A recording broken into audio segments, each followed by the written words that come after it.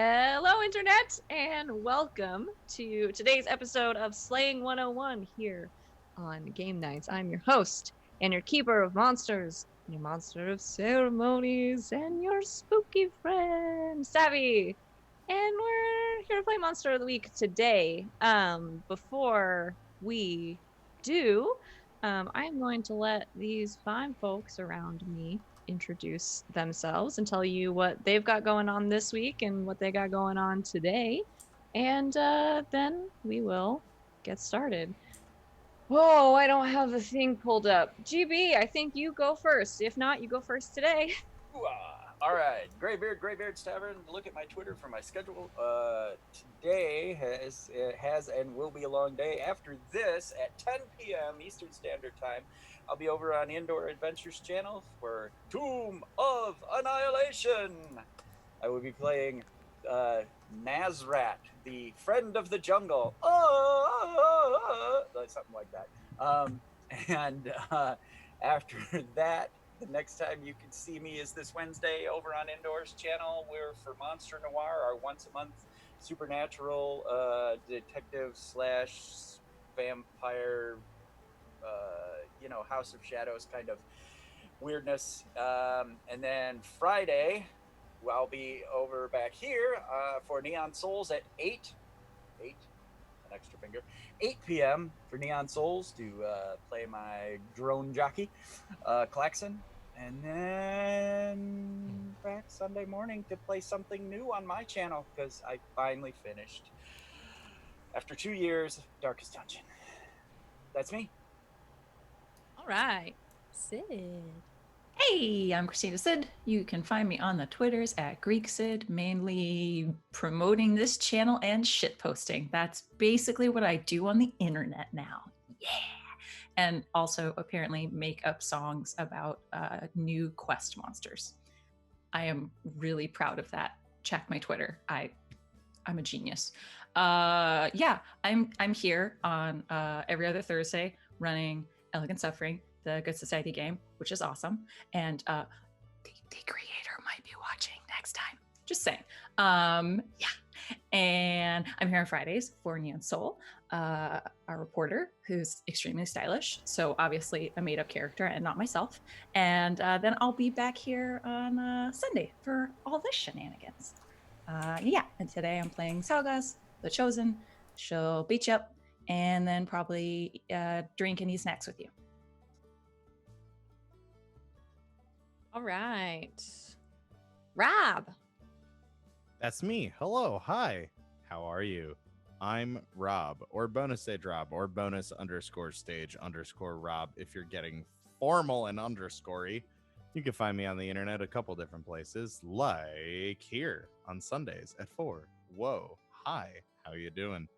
Or you can find me at twitch.tv/runwayrobot_ for our Humblewood 5th edition. There's so many different things I wanted to say, and I can't decide which one comes first. So it's a kickstarted setting called Humblewood in Dungeons & Dragons 5th edition at 7 p.m. Eastern Time. It's D&D with cute woodland creatures. I'm a hedgehog. Come hang out, won't you? And if you like games of the video variety, I am always streaming them over at twitch.tv/bonus_stage_Rob, where you can tune into Bonus Vision most weeknights. And I guess just weeknights at this point. I'm playing Paper Mario, the new one that just came out on Switch. It's heckin' cool and dope. I also really want to play Ooblets. You grow Pokemon like Stardew Valley, but also you fight Pokemon. But they're not fights, they're dance battles. The game's hella cute. Come join me, won't you? That's all I got going on. That sounds amazing. Usually in this spot, we would have LB Hackemup, who you can find at LB Hackemup on Twitter. But she's not here today. Usually she plays Victoria, the spooky, but she's traveling. But she'll be back with us next time. And she usually says something like, oh, I hate going after Rob because he's so awkward. But I nailed it today, LB. So ha. I think what she Wherever says is you I are. like going after Rob. I didn't nail that part. Okay, I'll shut up again. Bye. So yeah, we miss her, but she'll be back next time. Sean. Hi, Sean, the Kraken King, Twitter, everyone else. I like going after Rob too because he's awkward. So I'm happy to be here today in this position. I am here every day almost, except for Mondays and Wednesdays. Something might fill that in the future. Who knows? But yeah, so my schedule kind of goes along with ours. I'm just going to promote on Thursday. We've got the return of Wild Space, and I'm going to be playing in that. So come join us at 8 o'clock. Get super hyped. But that's it for me. All right, those are our wonderful players, and you know me, your best friend and your keeper, Savvy. I'm on Twitter, and I'm here. And if I'm not running the game, I sure am playing in it. Except for in a couple of weeks. That's like 2 weeks from now. You can catch me once again on Friday afternoons from 3 to 6 p.m. running Apocalypse World. And you might see a couple of familiar faces there as well. So get very excited. It's going to be fun. We're back to the Apocalypse. Different time, different place, same system. It's going to be awesome. More on that to come later this week. Next week. I'm so excited. But for now, you guys are stuck with Monster of the Week. I hope you're not too disappointed because guess what? We're time traveling. Last time on Slaying 101, some stuff happened. Wynn died on purpose. I forgot. I'll be honest. I totally forgot that happened. That all happened last week. Oh my god, that was last week. So much happened last week. A lot What happened the last week. I got better. He got better. He did. Wynn died, and he got better, mostly better. He was helped out a little bit and brought back mostly whole, thanks to his wonderful magic friends, and their assistance, in the ritual to kill him and then bring him back to life. But he came back just a little bit different, as we've alluded to over the last few weeks. He can't do magic anymore. And I don't know that he's told anyone but Victoria. So that's going to be interesting. After that, you had a couple of weeks to do whatever you wanted to do. Some of you worked, some of you relaxed, and some of you got wrapped up in prank wars by pranks that you weren't pulling on each other. Some pranks were pulled in the Haven and beyond. There were some snacks tampered with. There were some jump scares. There were some loud noises. There were cardboard cutouts of Nicolas Cage. And most importantly, everybody's cars got covered with sticky notes. And none of you did it. Belial didn't do it. And so you set about trying to figure out this mystery when you were attacked by a mean vine that you don't know where it came from that put you all to sleep. And when you woke up, it wasn't 2020 anymore. You were still in the Haven, but it was 2172. And there was a 16-year-old science girl that you don't really know in the Haven trying to explain everything to you. And we're going to pick up basically right where we left off, which I think was with Travis yelling at a teenager. Well, when you put it that way, it just makes me sound like a monster. I'm Please joking. continue. Yelling is a strong word. But yes. Oh, the fuck up. No.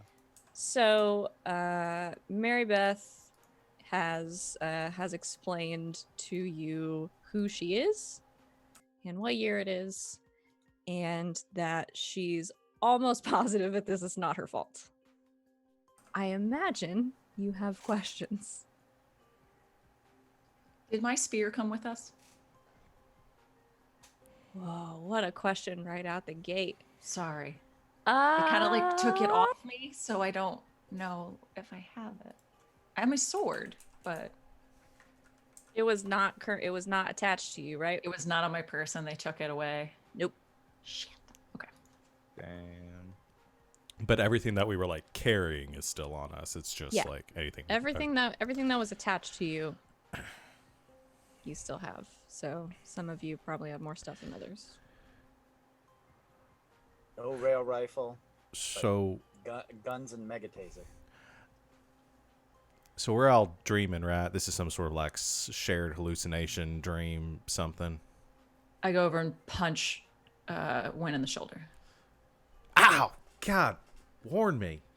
Did you wake Jeez. up? No, but that doesn't Then mean I think it's anything. real. That It's probably is real. not. I don't think that's how it works. I think that's just in TV. Try to put your finger through your hand. If it goes through, you're dreaming. If it doesn't, it's real. Well, no offense, Travis- but if you were able to touch him and not go through him, then why would he go? Never mind. Travis I is just read about these kind things. of Travis is just kind of rifling around the nearest table of stuff. Looking for Hey, something. can you not? Those are alphabetized. Sorry, you got like a top or something? I seen what? Inception. Like a spinny thing. A dreidel? I don't know.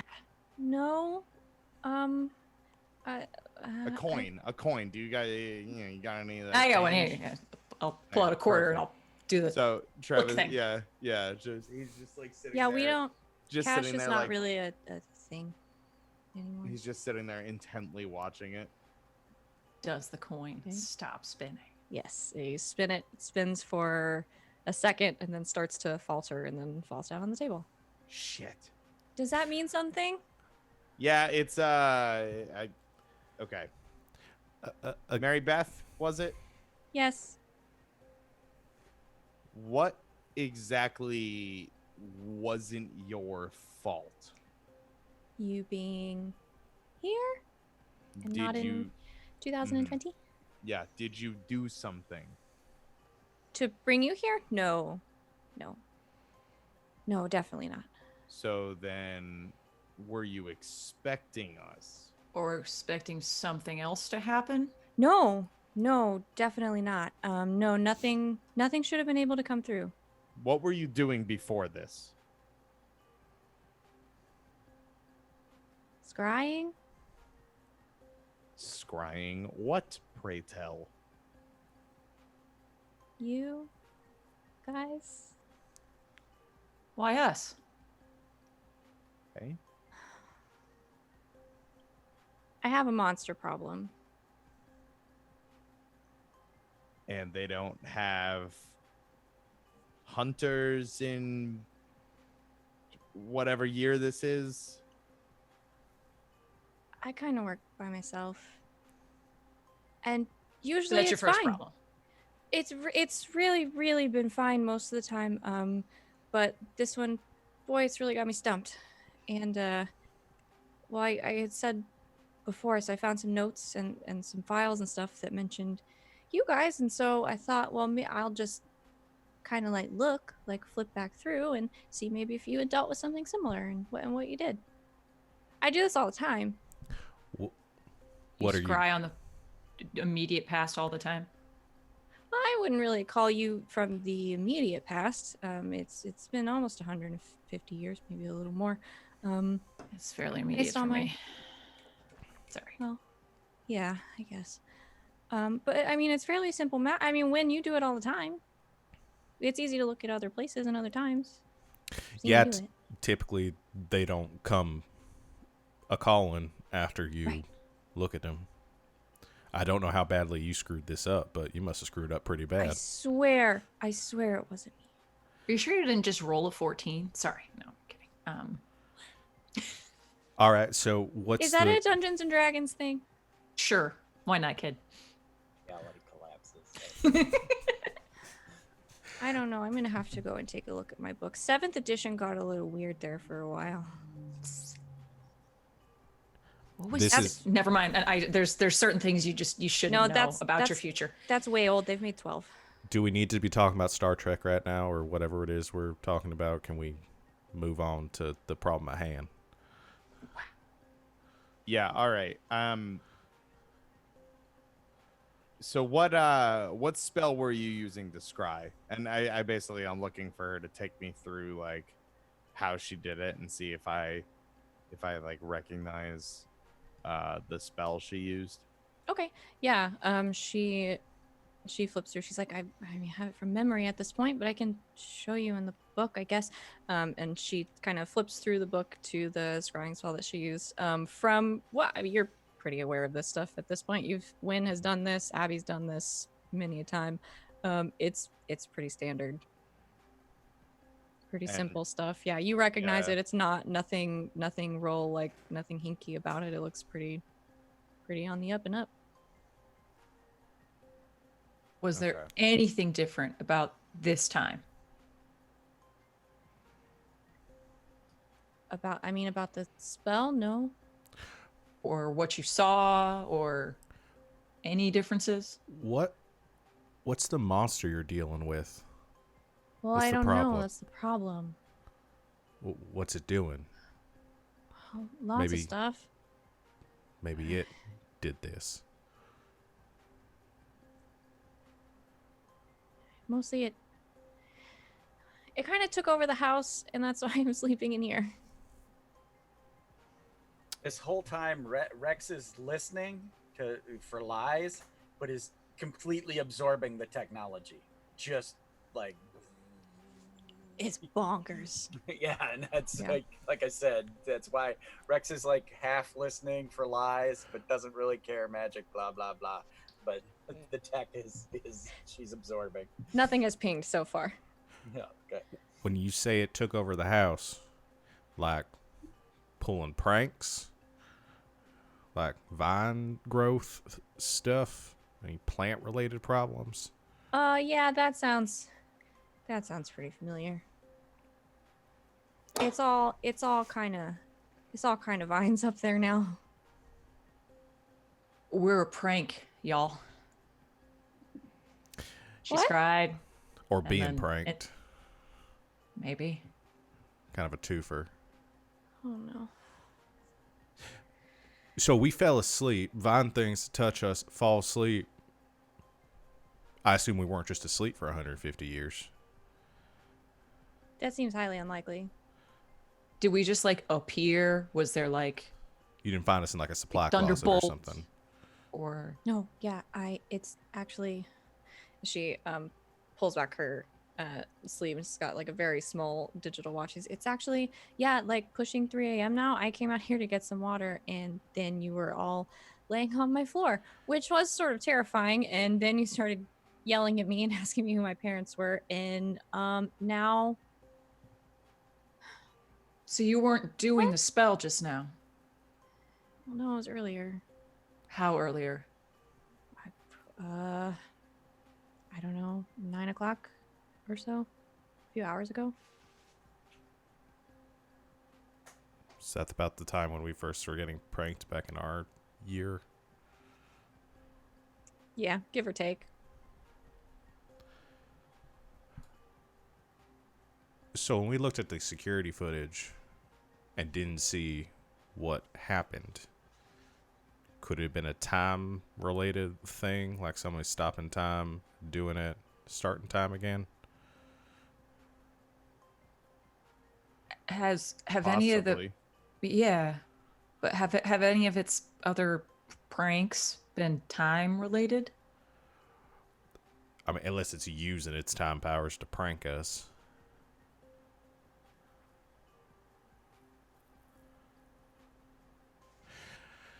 All right. I'm still not 100% this is all real.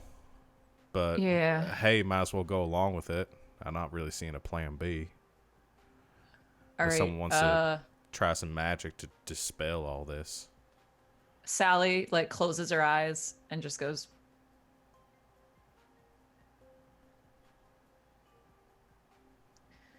well, I didn't wake up.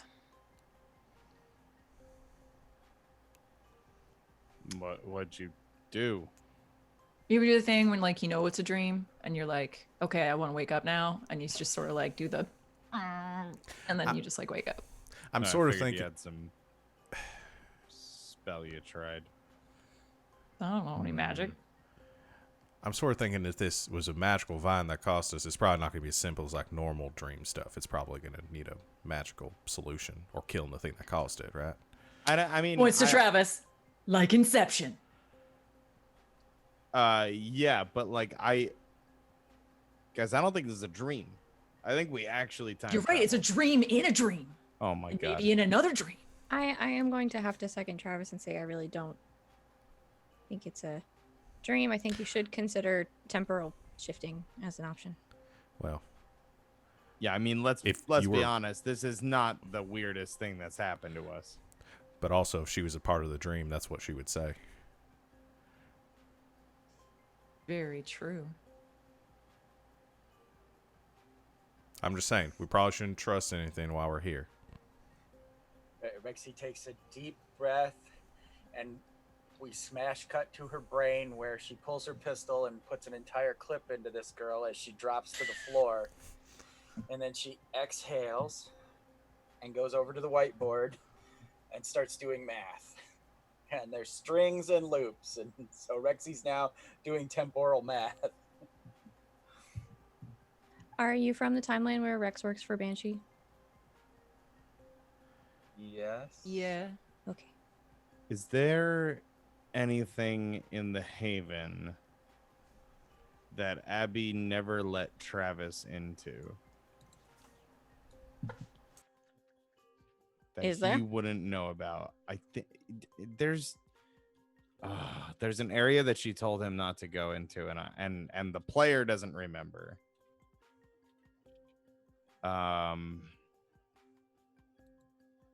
Shit.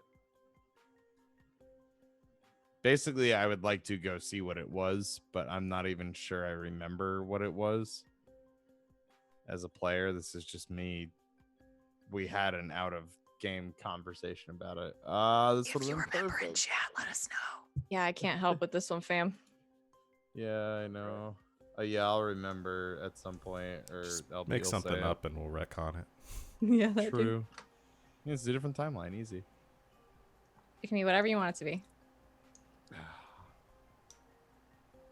Are the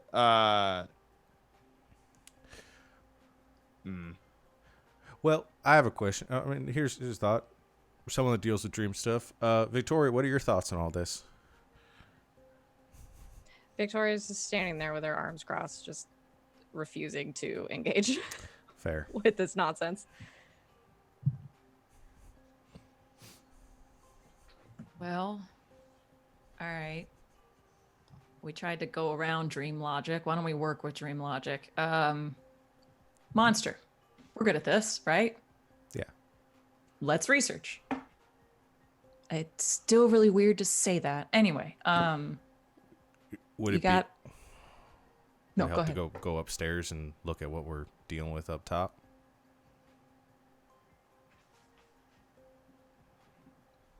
I mean, I can show you. I've done all the research I can, and I don't know. Is it dangerous or is it just like annoying? I mean, I'm gonna bank on dangerous considering it kind of took over my entire house, but Do you live here alone? well, no, but Who lives here with you? well, my parents, Where are they? they travel a lot. Yeah, sounds familiar. I guess that's our best bet if you don't have any promising data. What do Check you it think I was out. scrying on you guys? Right. Okay. Well, in lieu of a machete, draw the big sword. Oh gosh. Not for you, for Vines. No, it's just really big. Oh, thanks. All right. Pulls up the cuff on his jeans and takes out the dagger that he has because doesn't have a sword on him. Oh, you want here? She pulls out like one of the 4 that she has on one side of her jacket. There you go. Why do you carry that many swords? She opens her jacket, like she just says she has 4 on each side, just 4 blades, 4 blades. How do you even sit down? With pride? What? Jeez. Also, based on how much I've watched you guys, she doesn't much. She does a lot of pacing. I resemble that remark. All right, let's Go. So Rexy finishes the math, and then I'm going to spend my dot. And what does the monster want from us? What does the monster want from you? Let's see.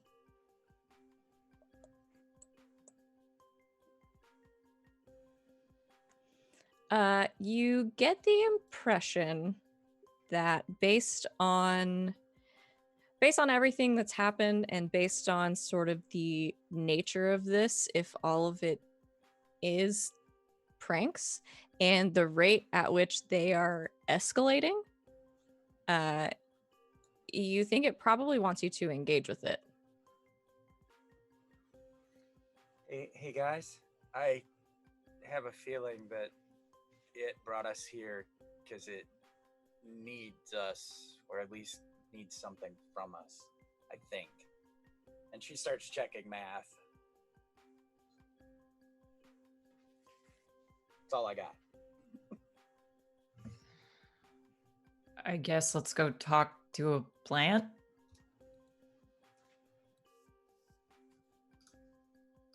Do I have to go? No.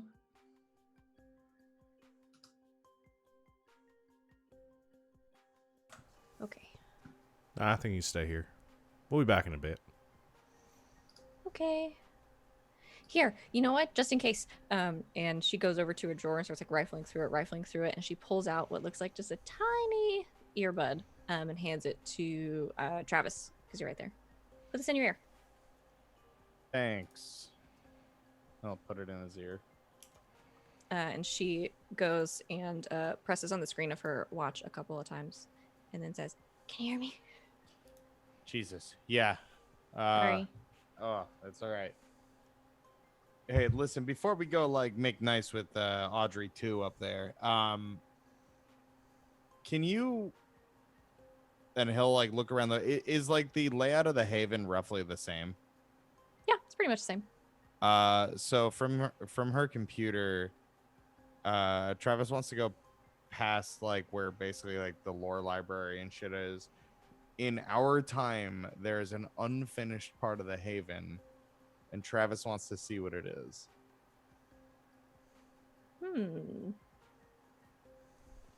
Okay.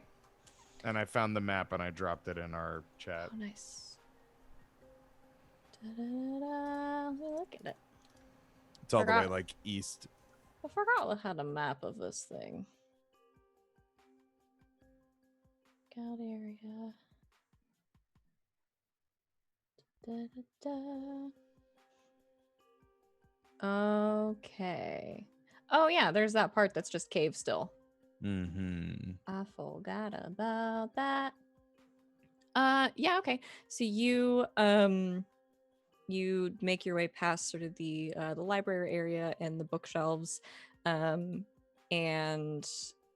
it is better lit over here than you're used to, and you can see that the bookshelves have kind of been extended to go kind of around this corner, and there's a lot more books and texts, and there's sort of one shelf on the side that's just filled with like scrolled up paper. Like some of this looks really really old, and yeah, you make your way into that unfinished part of the Haven. And at a certain point, the bookshelves sort of stop, and then you walk in. It's been completely finished. And there are these large monitors kind of all around, kind of placed around the room. And Mary Beth kind of follows you and is like, what are you doing? What's all this? Library. It's a big ass library. Wow. Yeah. Did you do all this? Some of it. I put in the computers. And it's just what? Information.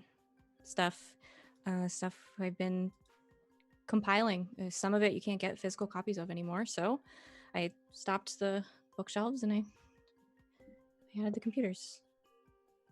There's a whole database of stuff. Wow.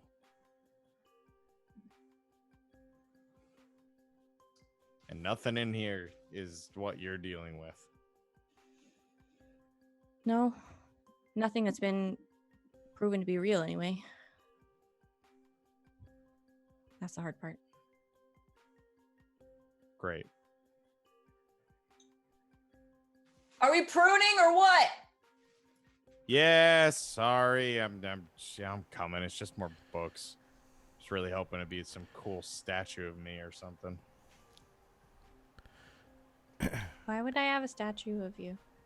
I don't know. I figured I would have kicked it in some really heroic fashion. Be like my character arc or something. I don't know. Even if I did know that, I definitely can't tell you. Do I ever find love, future Abby? I don't think I'm future. I can't. Wait. What was the last thing you guys did before you came here? The last big thing. Okay, mystery solved. Big mystery was Case done. It was died. Wynn died. Yeah, we were dealing with getting him out of a deal with a pretty powerful demon asshole. He supposedly met an angel. That was pretty cool. Okay. I helped resurrect him. And then took a few weeks off, and now we're here. So you and Sally aren't together. I mean, I can't tell you about anything that happened after that. So please don't ask me. Excuse me, what? What? What? So you're gonna go up to the house. Please. No, go back a second. What? Yeah, Sal, do it. maybe we should go prune, huh? I can't tell. Yeah, it's time travel rules. No betting on sports. No, all that shit. Let's go kick it with the oh my god amount of pop culture references. We gotta go. Sally just like has her sword in her hand and just like keeps eyes on Mary Beth and just sort of like backs out of the room. When Sal isn't looking, Wynn is looking at Travis and just like,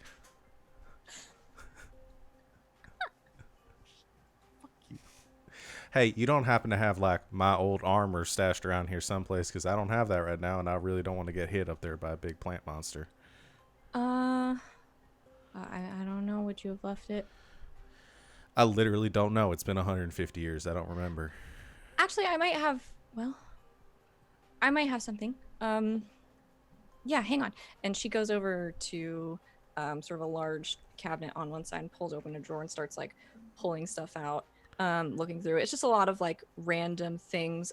You do, I'll say, when you see this, because you would recognize this, but she opens up like above it sort of the doors to like a wardrobe where there's stuff hanging, kind of goes through. She pushes them aside, and one of the things that she pushes aside is this sort of deep green cloak with a symbol on the back that you recognize because Davian has one of these.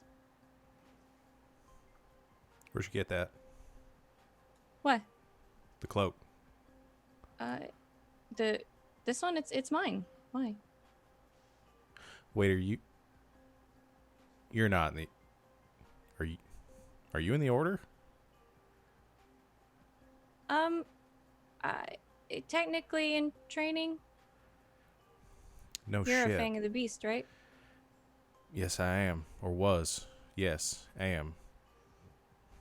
This is the Cloak of the Seekers of Wisdom. No shit. That's Davy. I assume Davian's not still around. He didn't figure out like how to live forever or something. I don't think so. That's fair. Cool. So you like just did your entrance to like lower level first tier, right? Yeah. Yeah, last week. Good. Didn't make any deals with like archdemons to get there, right? No? All right. Speaking from experience, Did you doesn't have turn to out. do that? Not intentionally. Probably didn't have to. Okay. You're gonna do great, kid. You got anything for me in there? Yeah.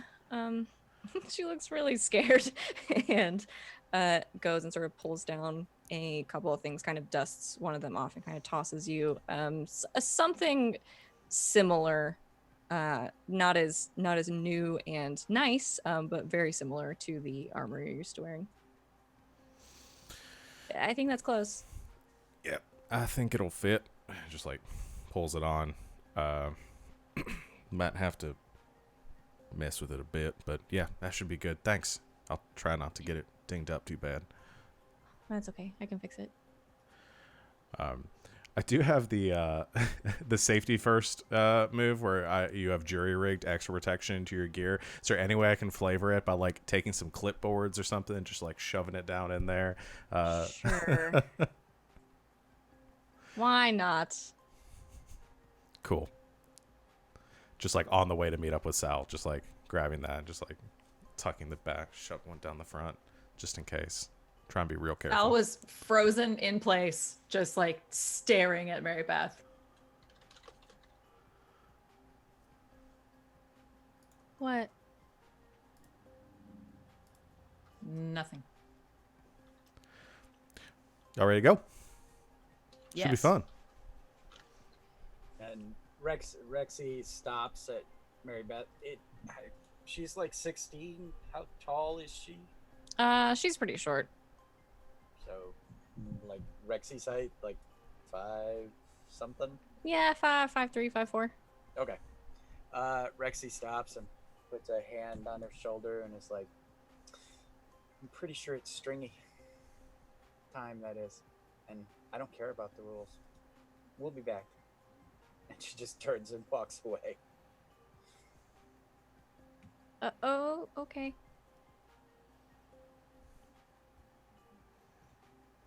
And you all head out of the haven up to the house. The house looks pretty much as you all remember it, if a bit older, but well taken care of, well maintained for the most part. As you get closer, you can see, especially from some of the top story windows, these like long vines that are sort of like growing out of and sort of around them, kind of sneaking up the house to the roof.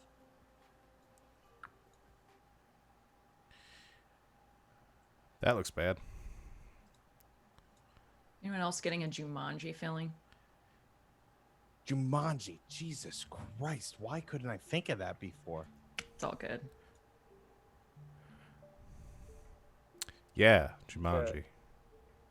Because maybe the string we're on didn't have Jumanji. Yeah, but we're from a... Never mind. You know what? I can't... It's I best. still haven't been... Yeah, I just... There's a lot. So, what are the odds that touching any of those vines is going to put us to sleep again? I don't know, but maybe we'll wake up in the year 3000. Also, how averse are we to just burning the house down? Nobody No. else. Absolutely not. Travis, in your ear, you hear, please don't. All right. Yeah, Also, yeah. can you hear me? Yeah, I can hear you, kid. Not my kid. That'd be 2. I can hear you. I have a name. Okay, that's fine. I realize you're in a very uncomfortable situation. Yeah. All right. So, what are the odds? I mean, have you touched one of these things? They put you to sleep? No, not that I remember. But you have come in contact with them. Well, yeah, I was living up there until this started happening. Mm-hmm. All right. So we're probably safe, and it was probably some sort of an either spell or toxin that put us to sleep.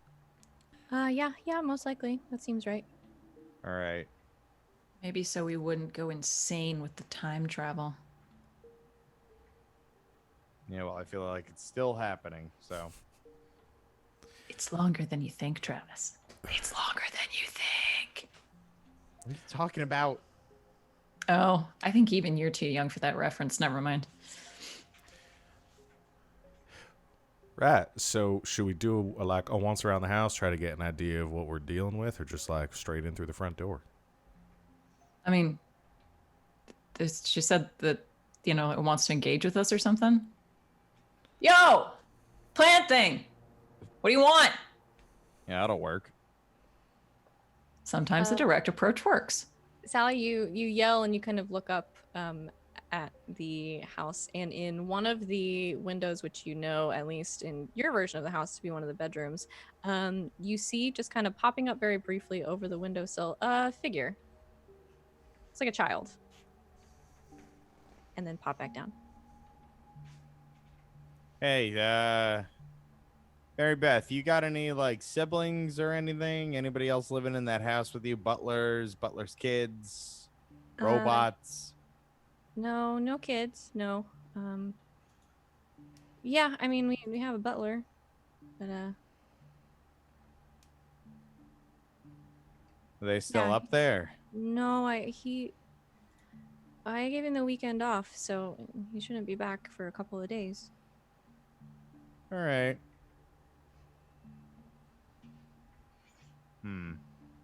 Travis would like to read a bad situation if possible. Of course. Let's get that up there. Let's roll plus sharp.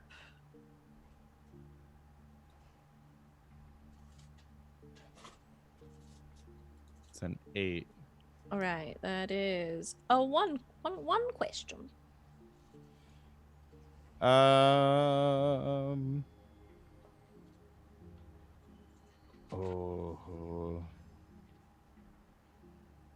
What's my best way in?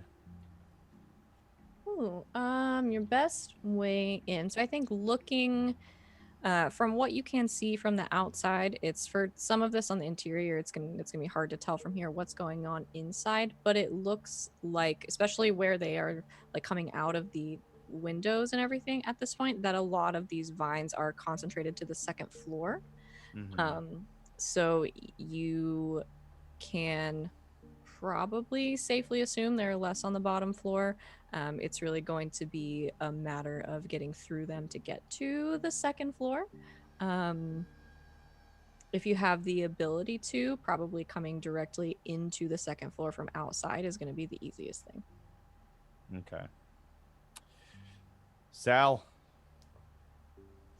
you're going to have to toss me. Excuse me? Easiest way is through the second floor, and I'm compensating for the fact that I forgot Jumanji existed. So y'all aren't dating yet? Got it. Just want to get that. Stop! Okay. We're not. Shut. Just. Unless. No. What? Second floor. Second floor. Please.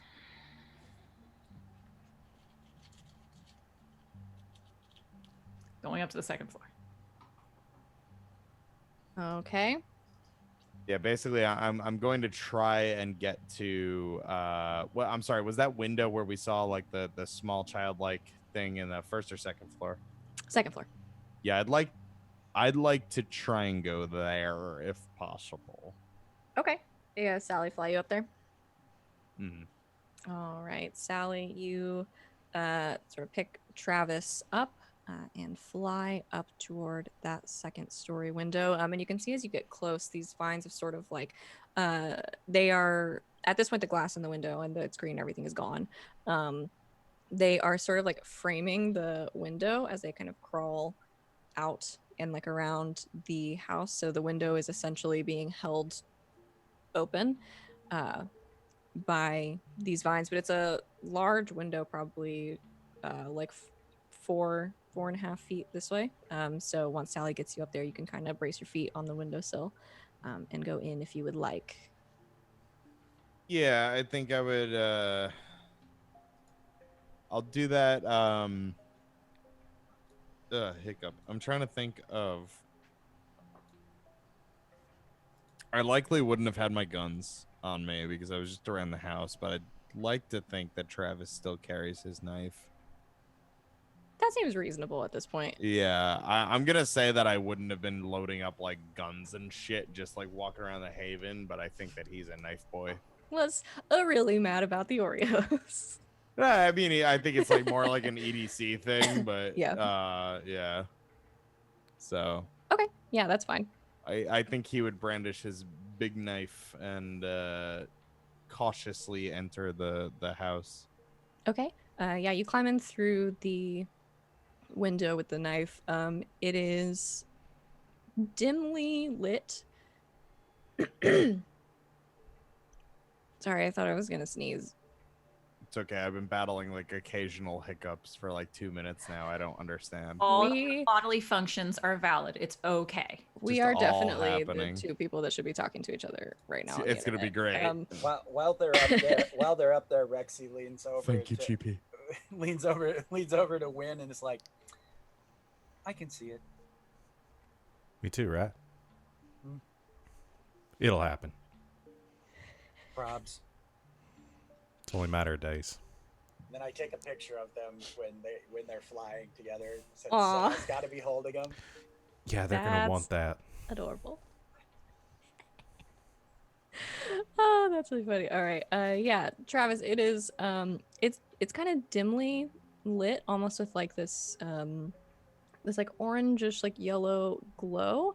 It's hard at first for you to tell where it's coming from. You step into the room, which was at one point a bedroom, and you can still see some of the furniture that was around. So like a large canopy bed, a vanity, a chair, wardrobe, that kind of thing. Not too different from the home that you were familiar with when Abby lived here. But most of it, if not all of it, basically except for the parts of the furniture that are wood, are just completely covered in plant life, vines and sprouts and just things kind of covering everything in this room. And as you sort of step in, you can see from some of the larger vines and like these twisted kind of pieces of wood and everything, you can see just these small little like glowing orbs, just about that big, maybe an inch across, just kind of like attached to them or like floating near them, that are kind of lighting this room. So you said the vines were not on the wood in the room, or they were on the wood in the room? They're not really, they're not covering it, at least. They're in some places sort of the wood of the furniture has like sprouted. But everything else is completely covered. Oh yeah, and I guess Sally, you're there, so you see this too. And then, is there like a clear origin point of these vines? From this room, no. You can see that the door that would go out into the hallway though is open, and they kind of continue out that way. Okay. Should I go medevac everyone in here? I'm just afraid one of these things is gonna jump out and like impale me or something. So I don't know. I just don't want them. Could I carry all three of you at once? All right, no need to flex. All right, it's very impressive. It's kind of like that mind puzzle of like the antelopes and the lions, and you got to get them. Anyway, I could try. All right, just be prepared to evacuate just in case. I don't know. No, you're coming back down with me. So like you'll come back down so you don't get impaled by plants, and then I'll bring all three of you up, and then we're all together. Done. Puzzle solved. What? We're wasting time. There's a Come plant on. monster. Oh I'll my just This is like your God. reminder grab him. Technically, Victoria is still with you. Shit. All Oh, four of true. them. You're There, good. there's your three. 2 trips you can make I'll do 2 trips. 2 and 2. There we go. if you would like. Yes, I'll do that. So I'll bring Travis back down. I'll get Do you let her? Rexy. I grab him by the shirt collar, and I'm just gonna. I don't think I have a choice. Okay, you can fight her. All right. Yeah. For flavor, he fights, but mechanically, he does nothing. Okay. Gives you some real attitude. God damn it. Rexy, right. bring 2 up. So unless anybody complains or is mechanically averse and fighting this, Sally flies everybody up and into this this open window in this bedroom, and you all see what Travis saw before. Yaks. Yeah. You want to do that time see thing you do when I want to see like if these plants like I want to kind of see the growth of it. Figure Yeah, out like where what they're coming happened. from. Yeah. Right. Biological food. Shoot. You're going to have to do it. Why? Why? I hadn't really had a chance to sit down with y'all and talk about it. I was kind of planning on it, and then we got sidetracked. I can't do that right now, or potentially ever again. Or like performance issues from the time travel or what? More like cost of dying. You lost your magic because you died? Oh, hex. Seems to be that way. As Ariel said, something. This probably isn't the time to talk about it. He said there'd be a cost. I assume this is probably what it would be. I got back. I tried it out. Hasn't really been working, but it's good. Oh, I got a fuck. knife and a dream. Sal so, grabs him and hugs him. Yeah. That's Ow. Rexy was like, dude. I'm fine with it. I'm getting by. Sorry. Yeah. It's good. This is why I didn't want to bring it up. I didn't really want all the apologies and all that. I'm okay. I've dealt with it. So I'm good. Shit. Well, I can help talk you through it, Trav. But yeah, I mean, yeah, I'll, all right. Yeah, so I'd like to use magic to observe another place or time. Basically, I'm trying to see kind of like a time lapse of these vines proceeding into the room. Sure. Yeah, go ahead and roll plus weird. I will assist if need be. Okay. Rexy backs herself into a corner. That's a 7. Okay, that's a partial success. So your effect is to observe another place or time. You also choose a glitch. Okay.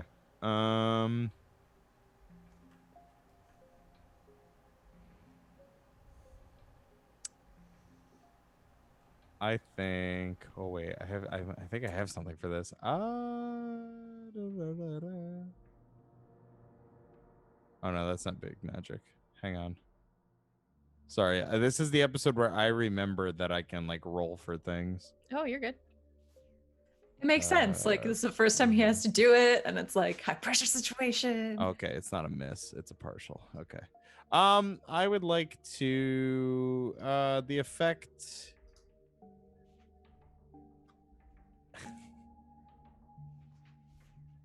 The effect is weakened. Maybe I can't see as far back as a full like origin point, but I can kind of see like where the general idea of like maybe like what floor the vines came from, but not like what room or something like something along those lines. Okay. Yeah, so you want to observe another time or place, but the effect is weakened.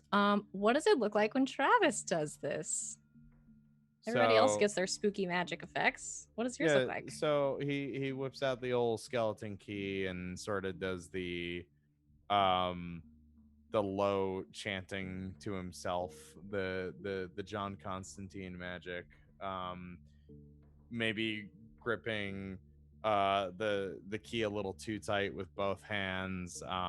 Maybe he flubs like a word here and there and just damn it, no, it's and then tries it one more time and then it works. And I think just everything sort of from his perspective, the world goes like purple. And like the origin point is him, and then suddenly everything else is sort of frozen in time.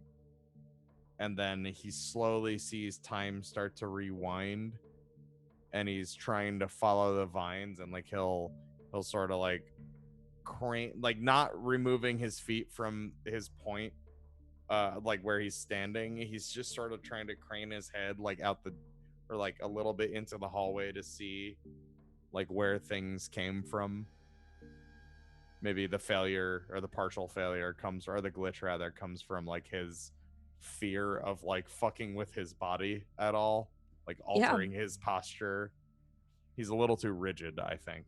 I totally buy that. That's awesome. So yeah, as everything starts to reverse around you and you're kind of holding tight to the skeleton key,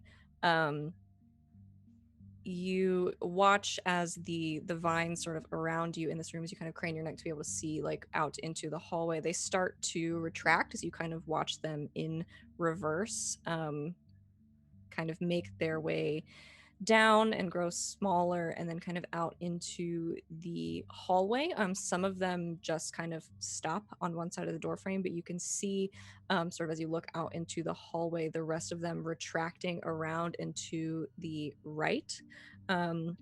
Based on the layout of the house, which you're pretty familiar with at this point, if everything is the same as it was, there's only one other room that direction, which would have been like either a bedroom or an office or something kind of at the end of the hall. But you see them all kind of retracting and moving that way as if that is where they came from.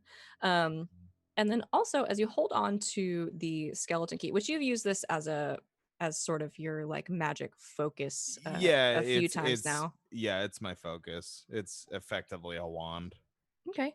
Yeah, you hold on to it and it doesn't normally do this, but it starts to grow a little like warm in your hands, and you're kind of like moving it around a little bit, and as you sort of turn to look down the hallway and you turn your sort of your body and your arms holding the key in the direction that the vines are retracting in, it starts to glow, just like a little bit of this like purple light. Okay. It's never done that before. Travis will end the spell and just sort of like stare down at it, just sort of waiting for the glow to recede. And you guys all see this too, as Travis has sort of like turned his body toward that end of the house. You see the key in his hand start to just like glow just a little bit of this like purplish light.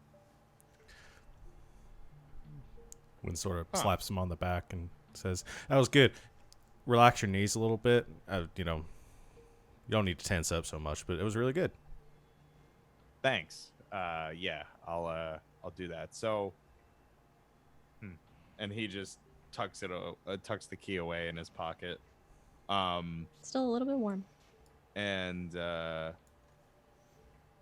he's like, "All right, so there's, let's see, it's been a while since I've been up here. That's there's like another office over there." Which way? And he'll point toward where he saw the vines possibly going toward. Oh, that was the playroom. Okay. Yeah, I know what you're talking about. All right. Yeah, no clear origin point, but we're going the right direction. I've got potentially someone that might be able to help. Look around the house real quick, quietly. Is Belial here? Oh, actually, good question. Well, yeah. Lau? Hey, bud? In the dim light, when you can see that your shadow is being cast kind of on some of the vines that have kind of overtaken this desk that's on one side of the room, and you guys don't hear anything, but as you kind of look over at Wynn as he says, "Wow, are you here?" You see the shadow, which is kind of like cast like crookedly along the floor, and the thing kind of stand upright and wave. And I forgot Wynn can communicate with Bilal telepathically, so they probably... Have you guys probably knew about that. Has everyone seen him do this Oh Peter Pan no. thing? I don't think No, Victoria's at the the only other restaurant. one that saw it. Did he At do the it restaurant. Yeah, Yeah. he did do it at the I remember restaurant. him coming Right. in and out. Because no, Sal made the comment that he like did the wave thing and called him like a little Peter Pan. That's so. right. Right. That's right. You were the one that said that. Okay, great. Hey, bud, do you think you can run through the house real quick, see if you can find like a kid running around here? He nods, and then you see the shadow sort of like look down, and its arms kind of disappear for a second as it's like reaching down for something. And essentially, you see him kind of like pull his feet loose from your feet, and then kind of pop down onto the ground, and then kind of start to make his way 2D style around the wall and kind of out into the hallway.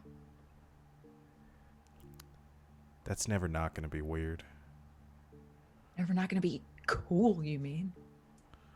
And when you Yeah. still do have a shadow, it is not nearly as dark or as present as it is, I think, when Belial is there. So give him about 30 seconds. All right, so you give him a little bit of time, and then you see him sort of come back around the opposite corner from where he went out, as if he's kind of like done a circle around the house. He comes over, kind of reattaches himself, and then points kind of out into the hallway, like Travis, in that same sort of direction, down towards the end. All right, call it triangulation. I guess watch out for the vines, or do we want to try to fly it over again?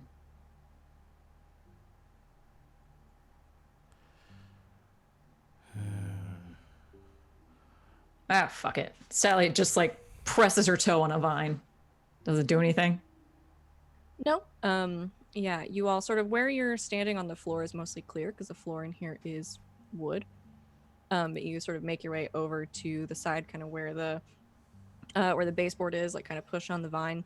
Doesn't do anything. You do see from where your foot was, though, a little bit of like it's less like dust and it's more like glitter, kind of off of the vine, where one of these little kind of light orbs has detached and just kind of floats and just starts kind of floating around the room kind of aimlessly, like you've knocked it loose. Okay, try not to touch them, but maybe don't touch the little light up will-o-wisp things. Noted. Anyone else noticing that the wood isn't really as covered in vines? Huh. Yeah. Is the house made of magic wood? And eventually it sprouted? I can assure you it's not. In your ear, Travis, you just hear, I don't think so. Huh.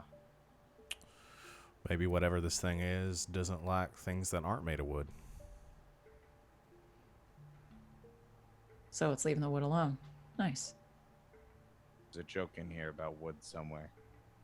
You'll find it. Come on, let's go. Thanks. And yeah, so Travis, I think, will move forward, knife in hand still, and going toward that room. Okay, yeah, you make your way, leading the way for the rest of the group. I'm out into the hallway, sort of carefully, kind of stepping over places where there are vines and things like that. Nothing terrible happens on your way out. You make your way out into the hallway. As you turn the corner and start to head toward the room at the end of the hall, where do you keep the skeleton key? Right here? Yeah, Pocket? sure, pocket. Okay. Or In your jacket pocket, rather. in your jacket pocket, you can feel that warmth from the key start to like expand. It doesn't ever get, it's not hot, like it's not in danger of burning you, but it kind of like starts to pulse, and you can notice like coming out from your jacket as you get closer, that purple glow that's coming off the key is getting brighter.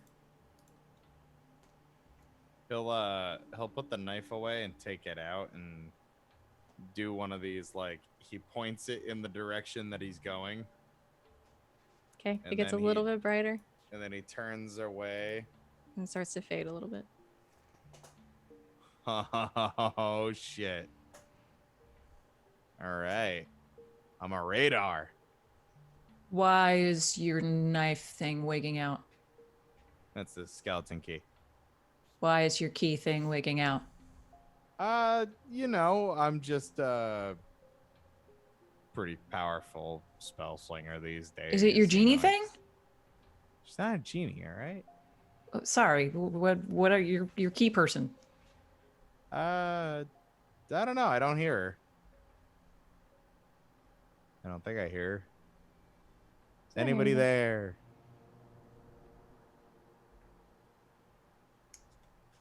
Sally just holds up her two-handed sword, like in one hand, like a machete.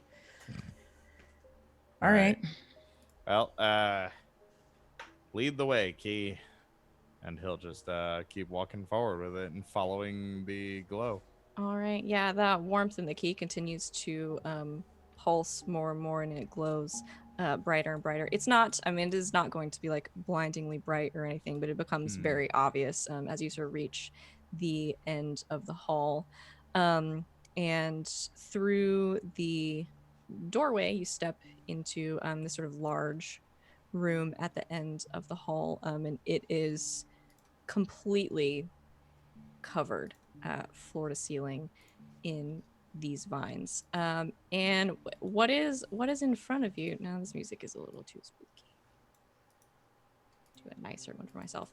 What you see in front of you is actually quite a beautiful sight. There are these large, sort of twisted like vines and roots that are kind of covering the floor, the walls, and they've sort of twisted their way around all of the furniture and everything in this room, covering it. There are these sort of green, these vibrant, like bright green sprouts coming off of them, and some of them, when you walk into the room, the buds of the flowers that are on the ends of them sort of open into all of this just rainbow of colors sort of in the center of the room, red and pink and blue, and there are all of these floating little orbs of like golden light kind of floating around, and the vines have sort of piled up in the center of the room where there's no furniture, almost into what looks like this large kind of like a chair that's sitting there with these flowers kind of curled around it, and sitting on the chair, just sort of sitting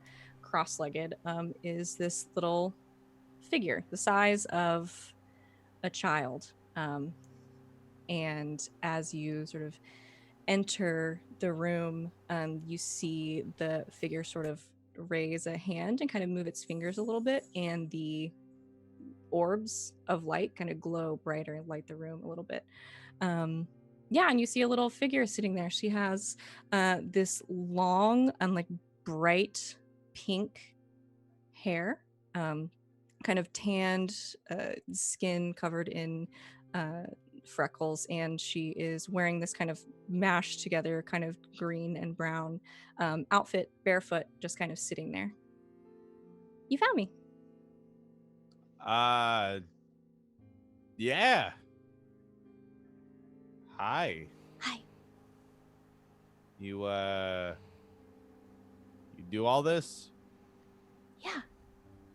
That was great. And she like starts hovering up off the chair and like uncrosses her legs and sort of like flies towards you, like swoops, and then she's like right in front of you. Do you want to play again? Play? Like hide and seek? If you want. Why'd you play with us? Fun? Rex steps out of sight behind Sal. Are you We the one? Oh, sorry, go ahead. Are you the one that brought us here? Uh-huh. Pretty cool. Why? play a game. Regular people can't really play. Oh. Well, You're not regular people. And she's kind of like flitting around, looking at everyone, kind of hovering and like looking everybody up and down. And then she kind of settles back in the center on Travis again, and she looks at the key. Where did you get that? I found it. You found it or you took it? I found it and then I took it.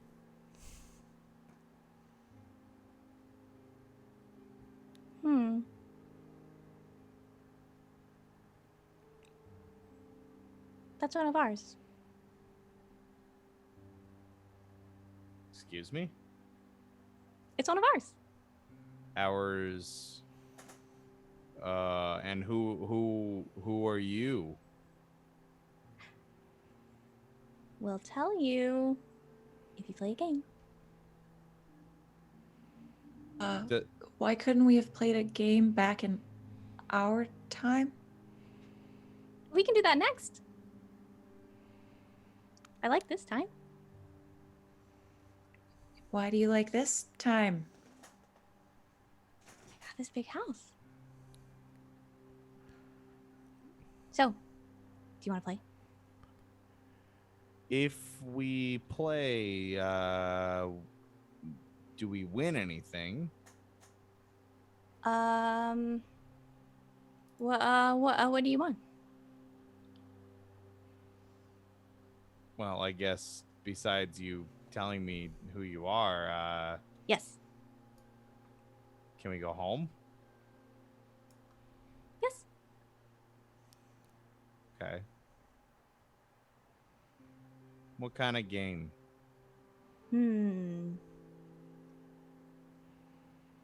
How about... I don't know. There's lots of different kinds of games we could do. I could do pranks. I like those. We can do a puzzle. I mean, there's fighting games. We can do those.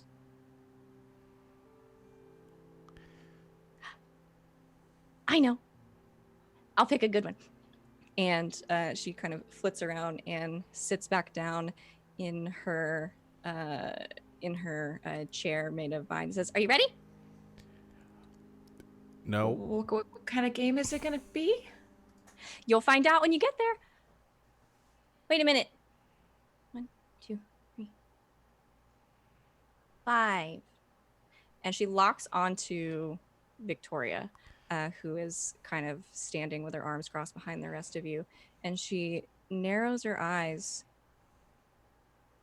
And then she snaps her fingers, and these vines sort of pop up from the floor and just circle around Victoria, and then down to the floor, and she's gone. Whoa. Whoa! Hang on. Where did she go? It's no fun if you know what's going to happen before it happens. And then she snaps her fingers again, and everything goes dark around all of you, and you feel this just like pull in the like the pit of your stomach, like you're being yanked. And then you all land feet first, most of you, some of you probably falling to your knees. Some like jams up in here. Some fun music. That's fun. You all land with a thud on this wooden surface. And as you kind of get your bearings, it's super bright out here as you find yourselves outside, the sun beating down on you. And you realize as you try to steady yourselves, you're having a hard time. And it feels like the ground is rocking back and forth underneath you. And as you get your bearings, look around, and your eyes kind of adjust to the sun, and you all blink, you realize it's because the ground is rocking back and forth underneath you because you're on the deck of a ship. And you can see sort of in the distance a coastline and a place where the water sort of narrows into a river that kind of goes inland, and a couple of groups of people on rowboats rowing themselves in.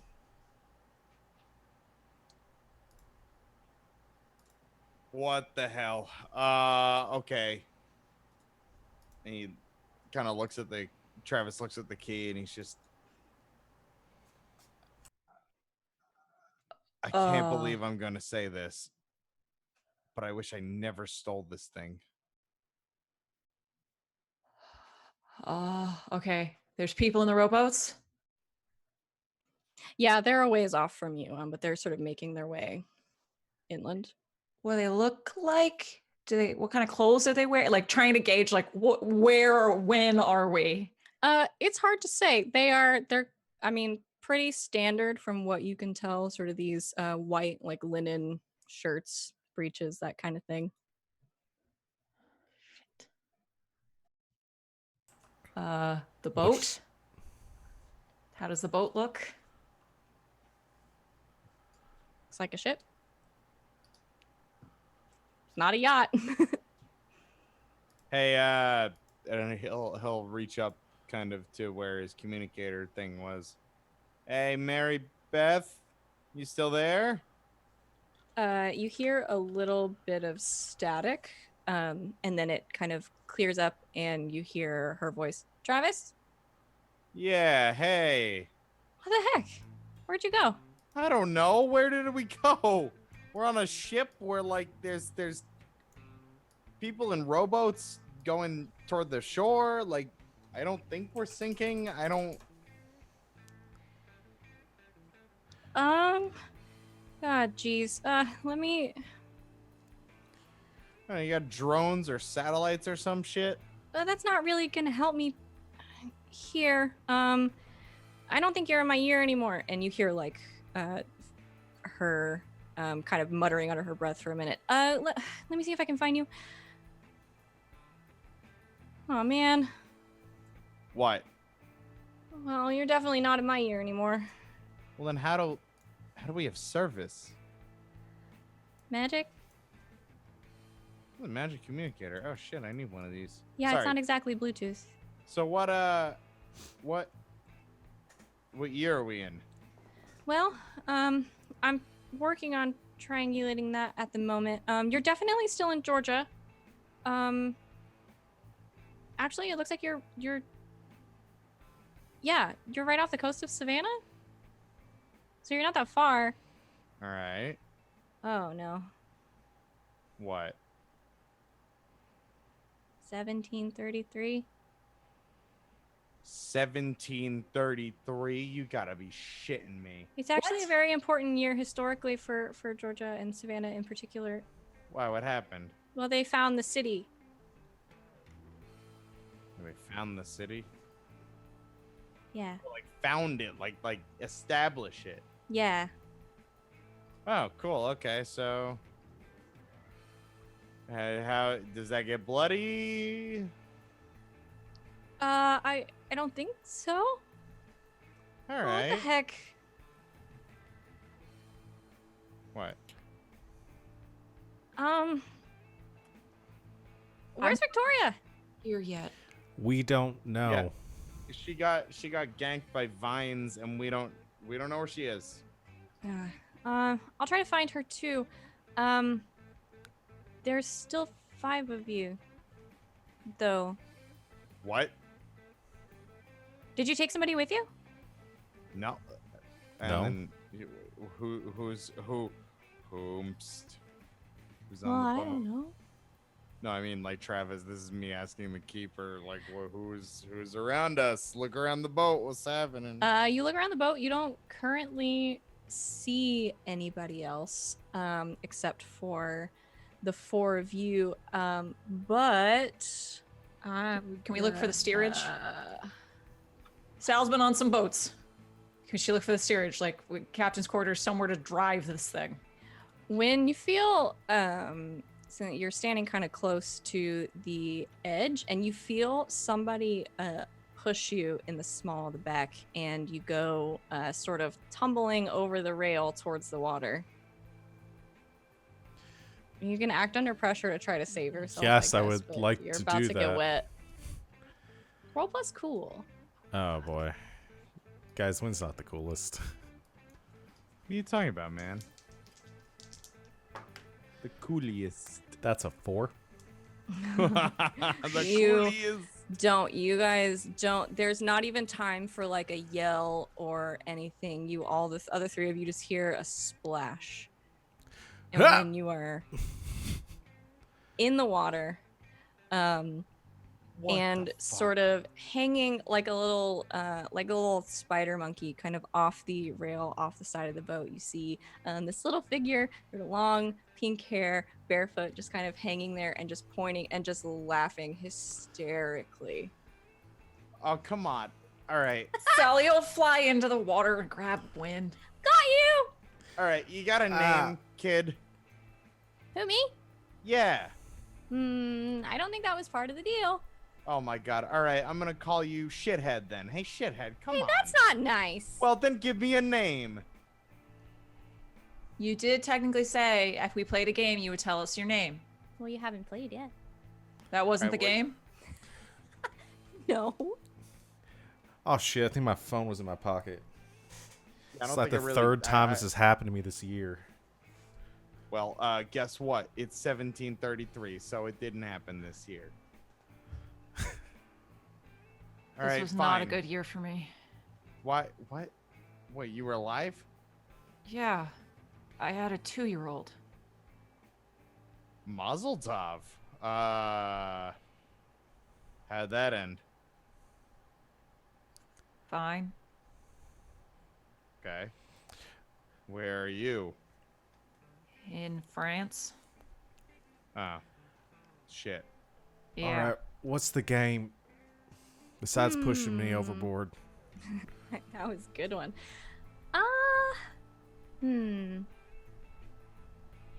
So there's one rule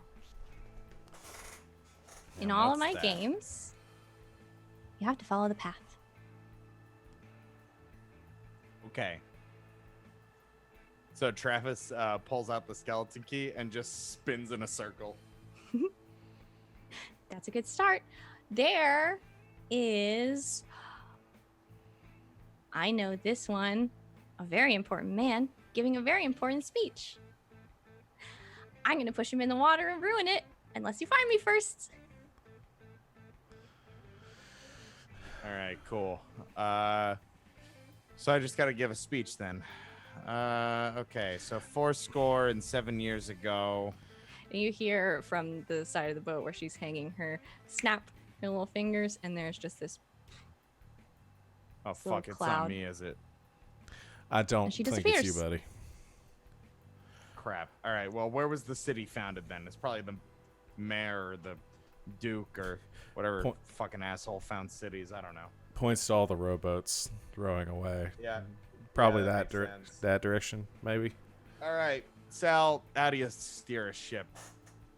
Hold on. Go find the steerage. So I will let you guys know. They are taking the rowboats up the river because the ship is not Won't going to fit. Fit. No. Yeah, but if we could Are- just run it aground and then get out. Right. Does Suppose- our take boat that. have any rowboats on it still? Yeah, there's a couple hanging off the side. Okay. Is it a big enough ship that we have an anchor? Can we lay anchor and go? Yeah, so the ship is already sort of anchored kind of off the coast, so you're not in danger of it like floating away or We're anchored. anything. Rowboats. All right, rowboats it is. Women and children first. How about I just put y'all in there and let it go? Yeah, that works too. All right. So you All hop in right. a rowboat? Yeah, probably no powers here. Or else we're gonna be burned as like witches. Just Oh, please. You think somebody could burn you? not me per se, but also if we have to play along with this, maybe if we, well, I don't know if we'll blend in necessarily, but Savvy, did you just find a way to recreate Apocalypse When? I think she did. Fuck. I am immortal.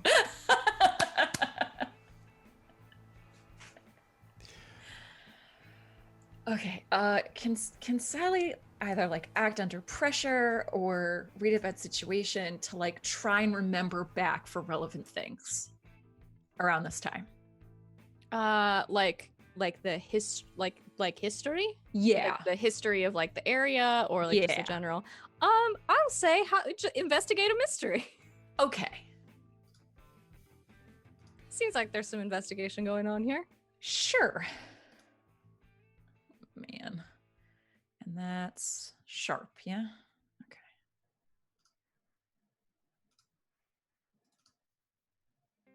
Nine. Someone wants to help out, that'll go to a 10. Yeah, I'll help, which I just remembered that I advanced. Oh yeah. Hey.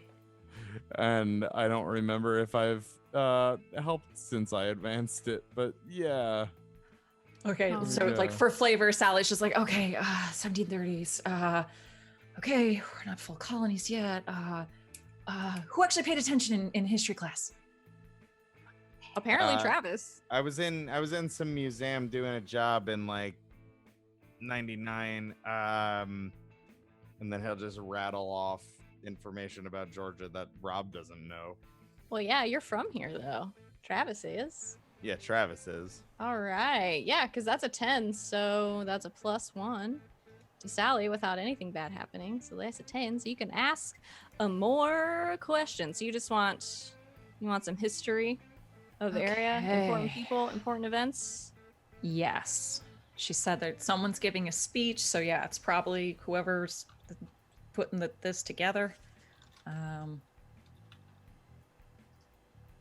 Absolutely. Yeah, Travis and Sally, as he sort of starts like rattling off these names and years and places, they start to come back to you.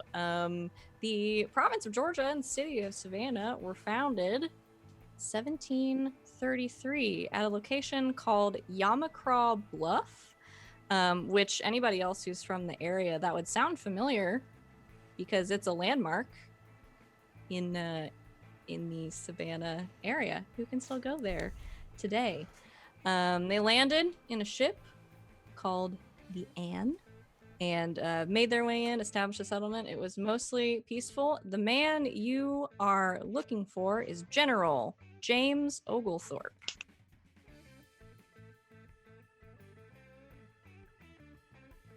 Oglethorpe. Okay. Never met him, but so he's giving a speech. Will you say Yamacraw? Yeah. I think I know where that is. There was a place nearby my friends and I would go to smoke. You know, it doesn't matter. I think I know where that is. Cool. Do we walk? How do we walk? It's water. No, I mean once we get on shore, do we walk? I probably more like a brisk run, but sure. Trav, can you teleport to somewhere you've heard about?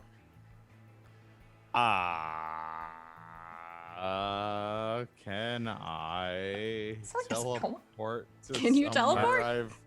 I know don't think I would. can. I know I did that because it was a rote that we created with Yeah. the hex. Which are Yeah, typically I don't more use powerful. magic's not gonna let me.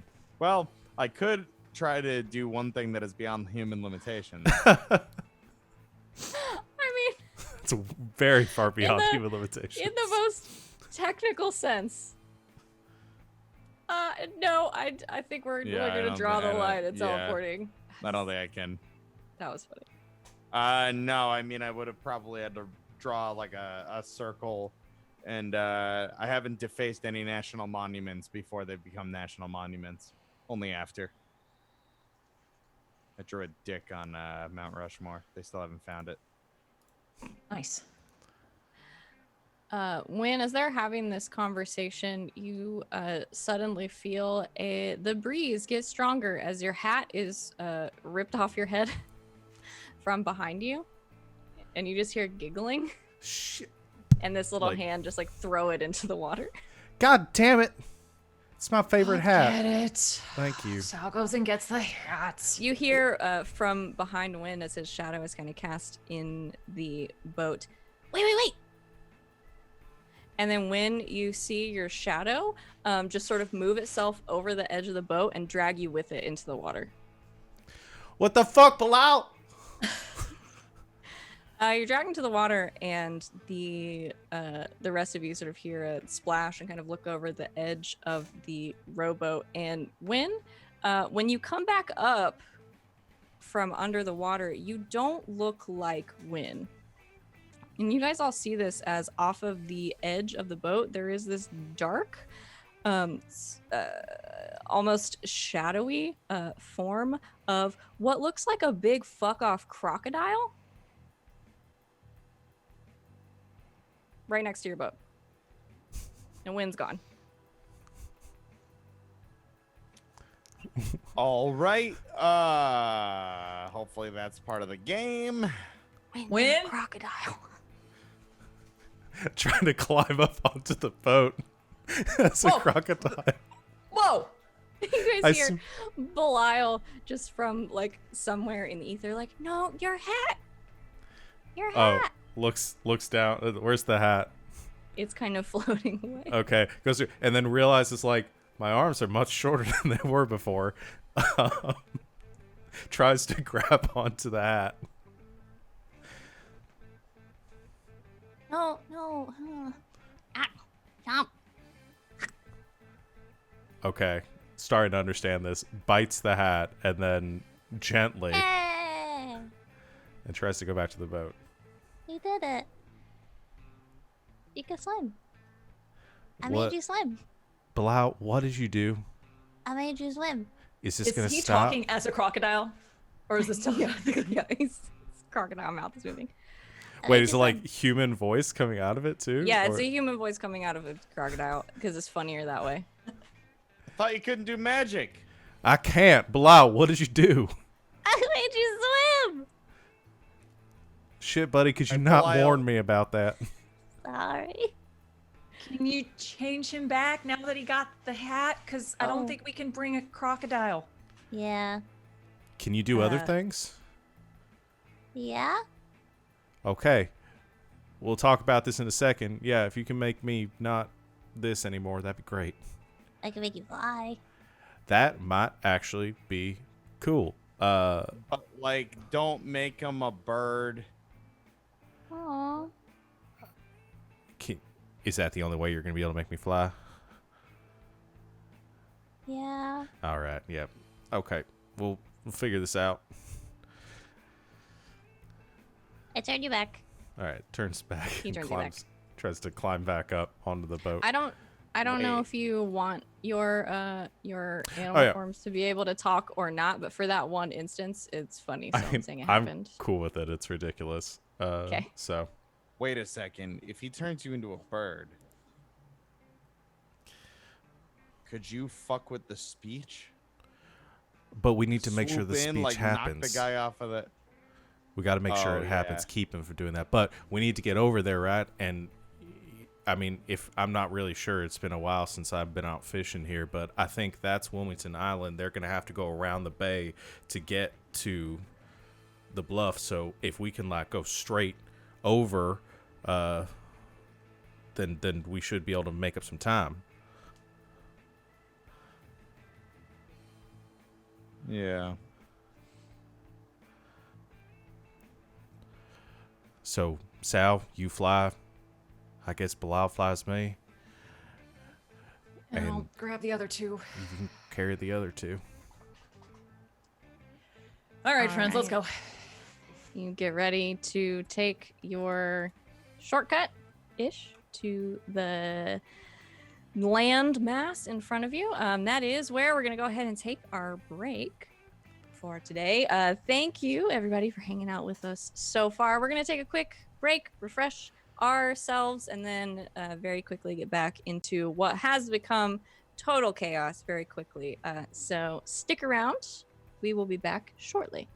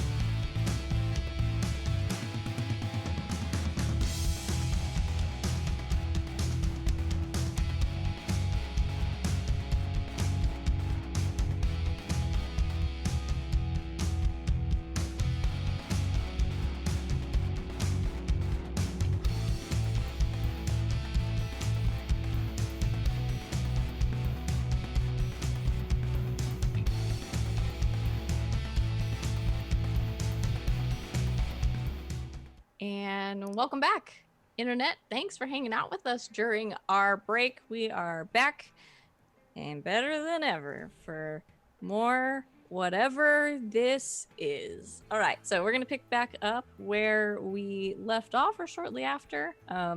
Sally carrying Rex and Travis. When you're going to fly. Just Block. Can you just like turn me some bird, but like not a huge bird, like something small, reasonable. What kind of bird? I don't know, like a crow. Okay. Crows are bad omen in this time. All right. Bad idea. A pigeon. Okay. A seagull. yeah. How about that?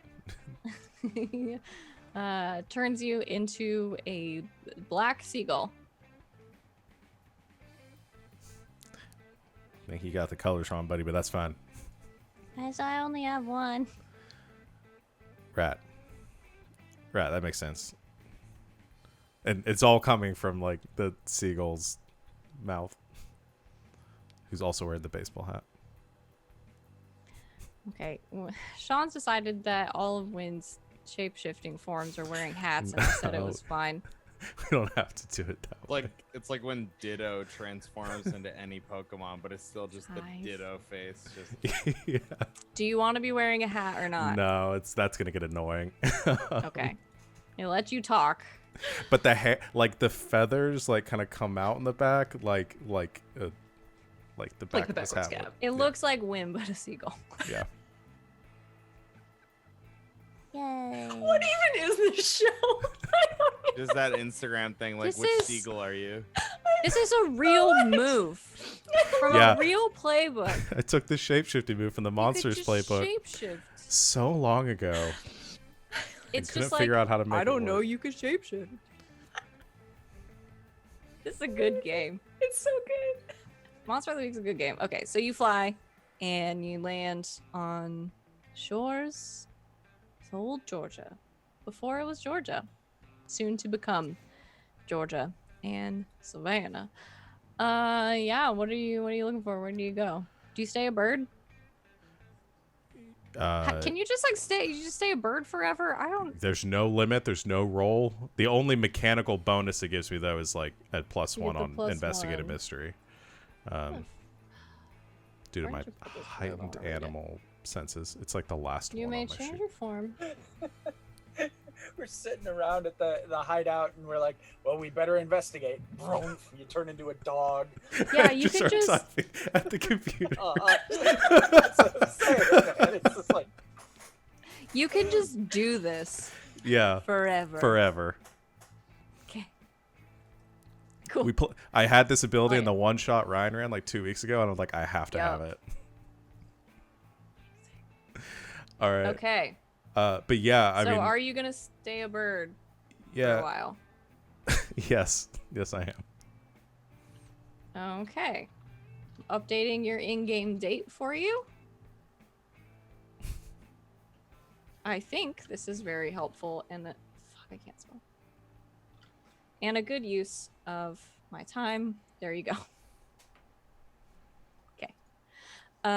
Yeah, so you land. What are you looking for? You 3 stooges and a bird. And a demon who turns Alright. people into birds.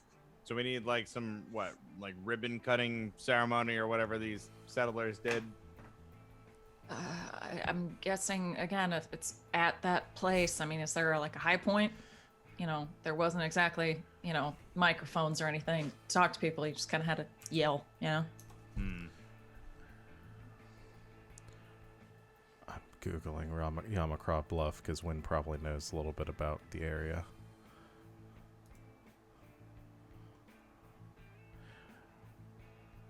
I don't know. It's on the river, so I mean, there's probably some sort of thing they've got set up there.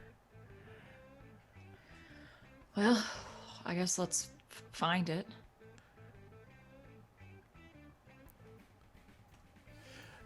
Away we go.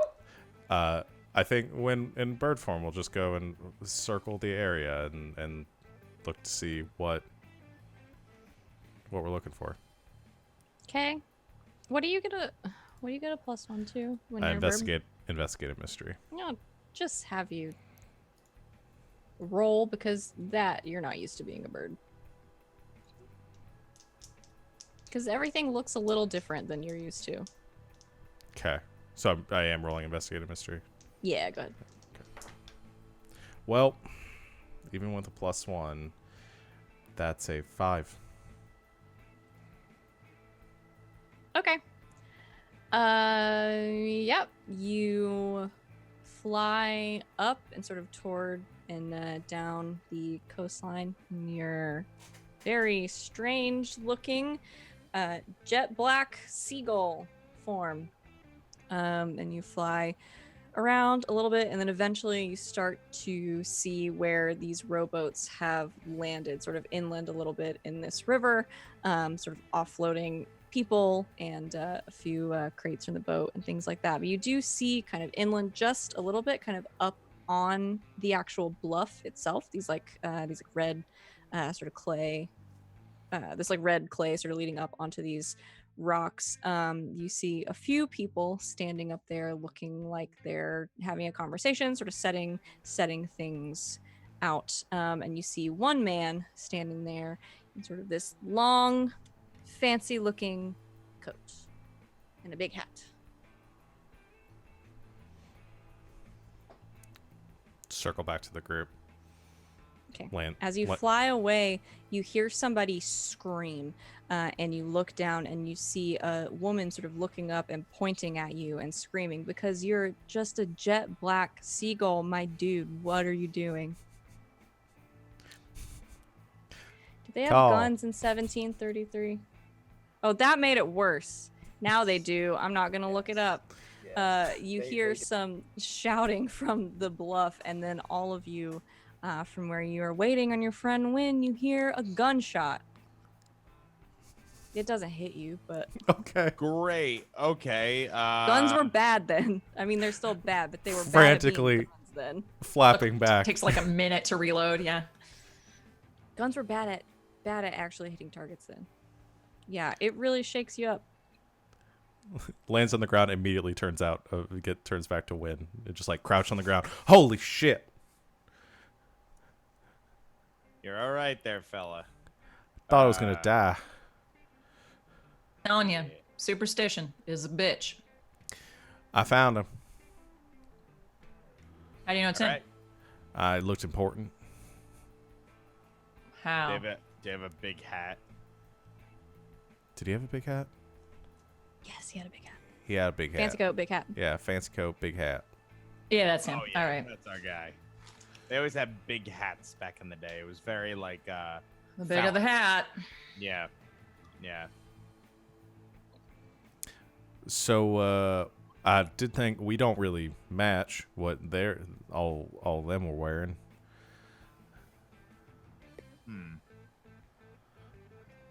Nope. How are we gonna stop this guy from getting pushed in the water?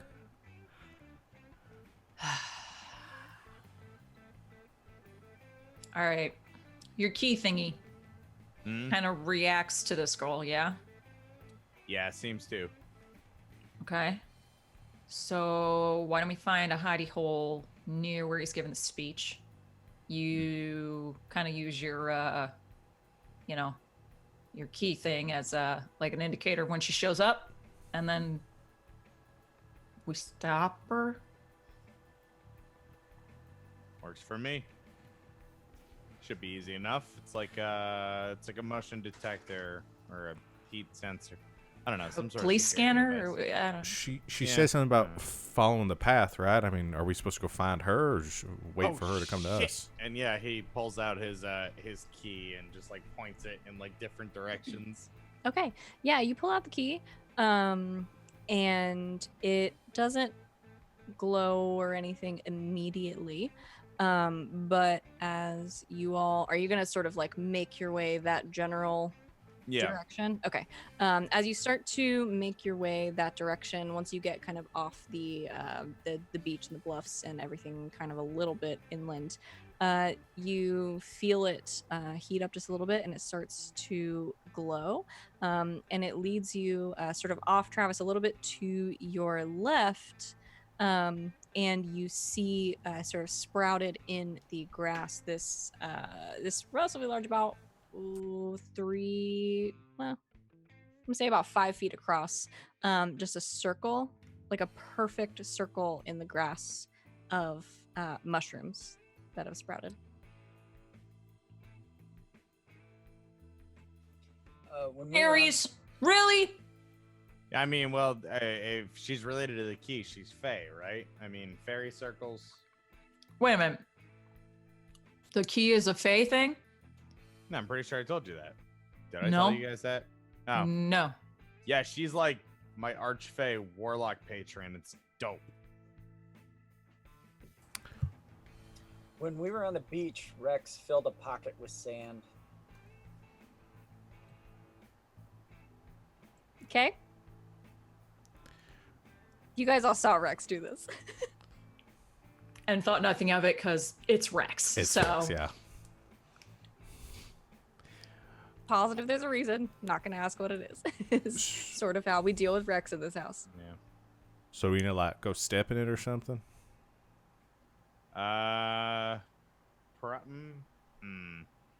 Does the key glow hot like near this thing? Mm-hmm. Follow the path, and he just sort of like hops over the mushrooms and like sort of like with a flourish lands in the fairy circle. Just Okay, you land in the circle, and everyone sort of from around Travis, you see the mushrooms let off, much like the vines did in the house. These just little orbs of light, and they kind of glow all around him, and he looks just like a dang fairy princess with a glowing wand. And then Travis, you feel the key almost like pulling your arm in a certain direction, and just very briefly, none of the rest of you see this, but Travis, you see this on the ground in front of you. Just for a brief second, there is this glow where you see literally a line of like this purple light kind of appear and point you in a direction toward this gathering of people, and then disappear again, like a perfectly straight line. okay, so this thing just GPS'd me to where we have to go. I just saw a line. okay, great. Path away, and I'll just follow it to the best of my recollection. All right, you start walking in the direction of the line. As you do, you hear a little bit of static in your ear again, and then kind of popping through, you hear the voice of Mary Beth go, "Did you say fairies?" Yeah. So my key has this like archfey in it, and I haven't really sorted that out yet. Kind of, took a back burner once all the crazy shit happened. Wynn died. Did I mention that? Yeah, I knew that It's a one. big thing. Are you guys seriously trying to tell me the fairies are real? Are you seriously trying to tell me that you're surprised by that? I mean, mean, look a at all the little. research you have in there. A Not little. one thing about fairies. I mean, a few things, but no one's ever confirmed them. Oh, confirmed. I'm never playing D&D again. Yeah, it kind of loses its magic once you learn that the magic is actual. Yeah.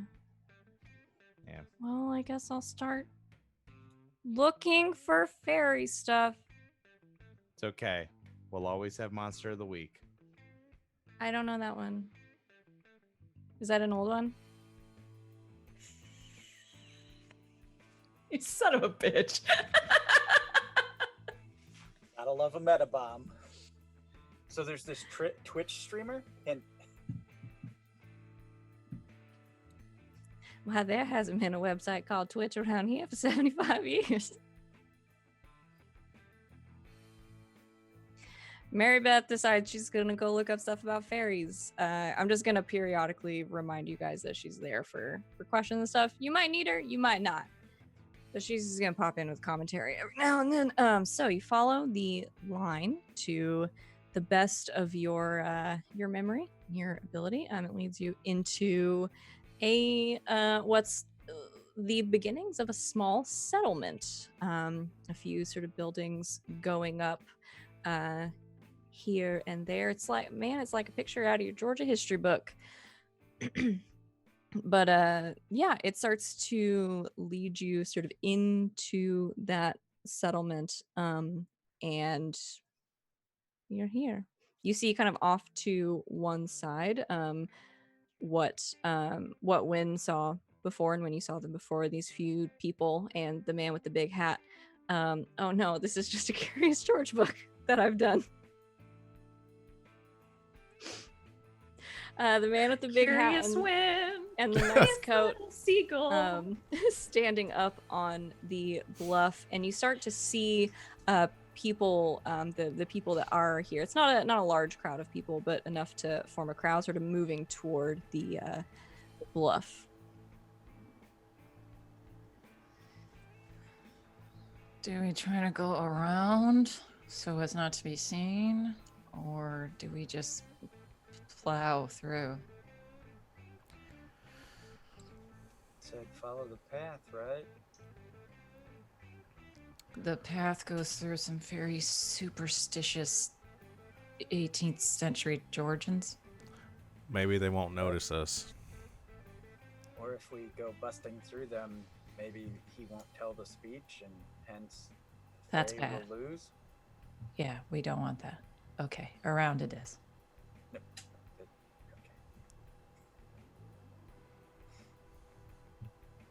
All right, so you're gonna skirt around. No, two of you look like you disagree with this plan. I think she Okay. said follow the path, not kind of go the same direction as the path. They're gonna see us.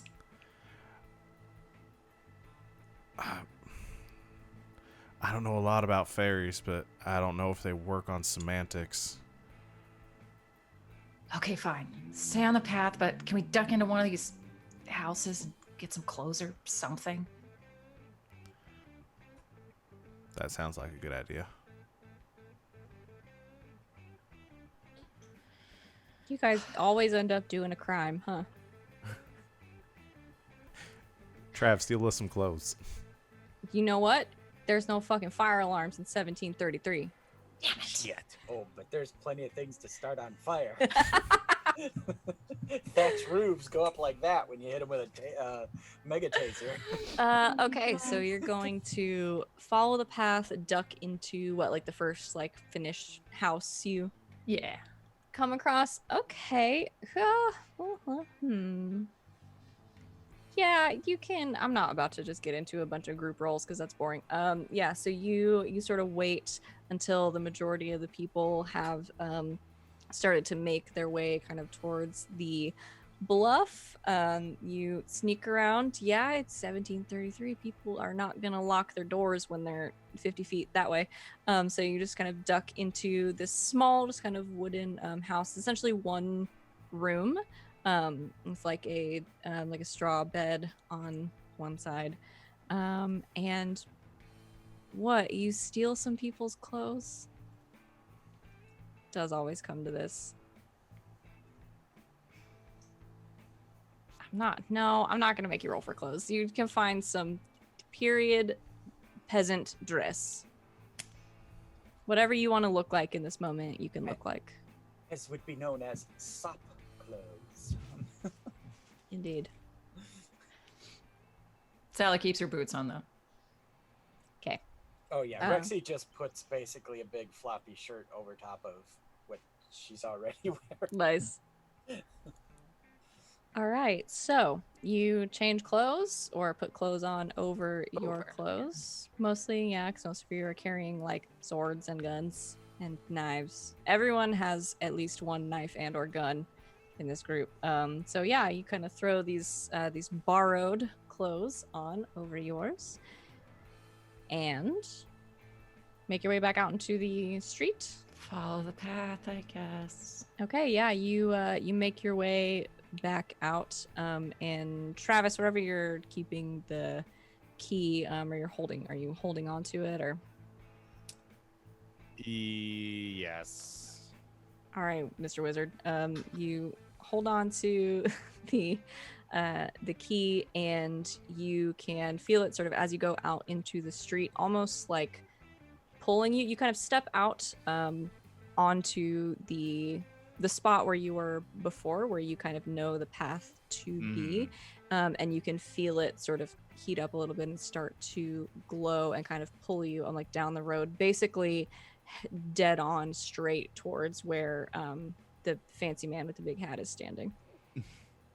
Okay.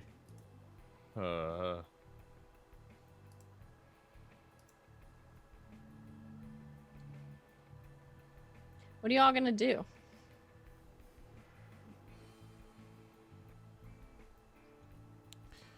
Keep an eye out for her. When we Watch the key. when we reach the end of the path, if it's some kind of bluff or dais or Mhm. gallows or whatever the stand is, or where we think the speech will be, Rexy will try to hide or get behind the place. Oh, okay. So like around the back of the bluff. Yeah. Okay.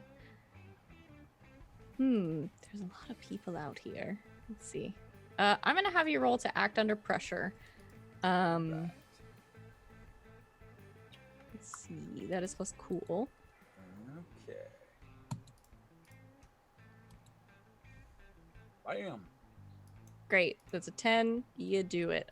So yeah, Rex, you kind of tuck in your, holding onto your big floppy shirt with your guns underneath, kind of make your way around the bluff, just casually, kind of popping in and out between things. And essentially what you can do is kind of get around behind these large rocks, they're pretty flat on top where these people are standing, and you make your way. You are right on the water here.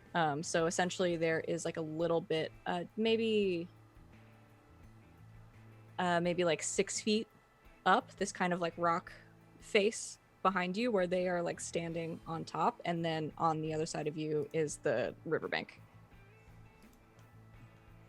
Okay. And once the speech starts, I have a move, but not until. Okay, so you're just gonna post up and wait. Yep. Basically, Mega Taser and a handful of sand. Oh gosh. Okay. So you wait stealthily, no one knowing you're gone. Behind the bluff, what are the other three of you doing? I want to stop and say that if there was a King of the Hill character that I could pin on Rexy, it would be Dale Gribble. So this Yes, makes sense. it This does. feels very right. Pocket sand. The crazy conspiracies, like God damn it. I stand there ready to shoot some sort of a spell at a little fey thing. I don't know what to do. How do we stop this? It's up to you guys. Are you Wait. gonna try to intervene, or are you gonna wait for it to happen and clean up afterwards? Trav, you can I know a spell you can use to like keep things from getting to places. Like you can bar people from place. Could you try to like keep fey creatures out from the place where he's standing? I could. Yeah, I mean, I could. Yeah, I could try. Can I do that from over here? I don't see why not. Here, I'll help you. I still got my book on me. All I right. think. God, it's wet. Damn it. You're just kind of damp. Yeah. Travis Alright. is gonna aim like one Moist. eye open toward the area, and just I'm gonna use magic to Now, bar a place to fey. okay, you're going to stand in a crowd of people in the 1700s Oh, we're in a Do crowd magic. of people. and point a glowing magic wand at an important man and cast a spell. Hey, there's an alleyway over there. Why don't we walk over there? Yeah, that's a good idea. I think. I do not. I'll be honest, I blacked out and forgot we were in a crowd of people. There are other people here. It's going to be a speech. I do not want to stop you from doing your plan. I just feel it's my job to No, remind you of the no. circumstances. That was Playing Rob pretend is That was- fun. that was Rob just. That's a great thing, is that it's pretend. So I can just say, hey, wait, is that really what you want to pretend? And you can say no. Travis is gonna sneak off to the little man's room and I'll go with him. So I imagine you guys play with his stay wand. behind I'll go the with him. crowd. And okay, we can explore that timeline in a minute. So, from I could see it. the yeah, me too. From the back around a corner, really like popping out around a building, like some sort of hiding you're doing. It's fine. These people aren't paying that much attention. It's very sunny out. Yeah, go ahead and roll to use magic. Here I go. For Christ's sake, that's a 3. Fuck. Even I can't help you with that one, buddy. Hold up. Could have been worse. When you miss a use magic roll, you can choose one of the following options instead of losing control of the magic. Okay. I'm going to choose this is gonna suck. The effect happens, Okay. but I trigger all of the glitches but one. And do you get to pick which one you don't trigger? I do. Okay. That's a really good move. Holy shit. It's either it just fizzles and I just have to start over and the prep time's doubled, or it works and I just glitch it up, baby. You fuck it up, but you don't lose control of it. Yeah, exactly. So That's really important and a good move. the one I would like to miss is the magic draws immediate unwelcome attention. So Okay. So the what effect does is that weakened. The effect is of short duration. I take 1 harm, ignore armor, and it has a problematic side effect. And I also get experience because Hey, fuck, man. you do. So it does not draw unwelcome attention, which is very important because that is Big what would have important happened. here. There's no yeah. way I can So- protect him from the harm that he takes from use magic. No, I think I just No. overextended No. my magic and I pressed From- myself or something. I would say if it was from like your combat magic with like fire, like ice or something, Wind might be able to Yeah. help because it's like an external effect. But I think this one just hurts your brain, so that hurts. You get a headache. Okay, short duration, weakened. The one I'm really struggling with is problematic side effects. Oh wait, Oh, GB's no. raising his hand. Don't you enable her. Well, there is this purple glow, right? Oh, what if you just glow, my guy? Or turn purple. Turn purple. But it's not unwelcome attention, right? Not Oh, that now. would be- Oh, I see. Okay, well, anyway, those are what immediately came to my mind when you said it. So That's funny. I mean, that is problematic, but it doesn't have to be that's not immediately problematic. I'm not gonna make you glow. That's too mean. Yeah, fam, you turn purple. I'm sorry. All right. I'm a little sore, but I think that went well. Come here. And like It's- pulls it's him not- like it's further like out of the this, way. like- It's like this, What? like nice, like lavender Uh, color. He looks just like like- him, but a D&D character. grabs his arm and holds his hand up to his face, You're purple. and like Oh, all over. fuck. I assume from what I can see. Oh, fuck. Oh, God. Oh, my. Oh, no. Am I a tiefling now? What's a tiefling? Don't worry about it. Do I have horns? No. So that's where I went. You're purple. Yeah, no shit, Sherlock. I've done a lot of fucked up things with magic. I've never turned myself purple before. That's I new. just keep talking, and you're going to wish you were a bird. There's got to be a way to. We'll be able to fix it. I'm sure. We probably should. No one should Don't. see you. Don't tell the kid. Which, Oh God, there's so many kids. Don't tell Abby. Rad, I won't. We'll fix Okay. it. I promise. Just like And don't tell Victoria. I feel like I had a connection the other day, and not that kind of a connection. I'm not trying to. Let's just keep it. Right. Just like, do you have anything you can cover your? Are you sure you're okay? Yeah, everything's fine.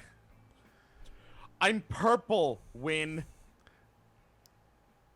In your ear, Travis, you hear, I'm sorry, did you say you're purple? Oh God damn it! I swear to God. Why don't you just stay here for a minute outside? I'm just gonna go tell the others what happened. Yeah. Pull your shirt up over your head. I'm Cornholio. Now, you do feel like the spell, while probably a weakened version of the spell, did hold. It's not going to last for very long, but if you all can get this to pop off in the next couple of minutes, then you're probably good. All right. Stay here. Go back to the others. It worked. He's purple. I don't know how it happened. Sally's just been standing by the group and just like keeping an eye out for like pink hair, and then wait, what? He's purple. He turned purple from the spell. Just wanted to warn y'all. It's Shut up. no. He did. He's like fully purple. Now, do we all have earbuds and can we all hear this? No, just Travis. Okay. So yeah. Okay. But That's- from what It's okay. He's learning. It's cool. Yeah, So yeah. we won't mention it. he said, it's not gonna last real long though. So we gotta this speech has to start soon. The spell or him being purple? No, the spell. Well, I don't know about the purple, but the spell not gonna last too long. Okay. I do know a way to get speeches to start faster. Go speech with a slow clap. Yeah. We can invent that. Would We Sally can know if that was a thing back in the 1700s? There is some... No, you know what? No, that wasn't a thing. We can invent that right now. That'll be our thing. We'll know it. That's like loops or strings.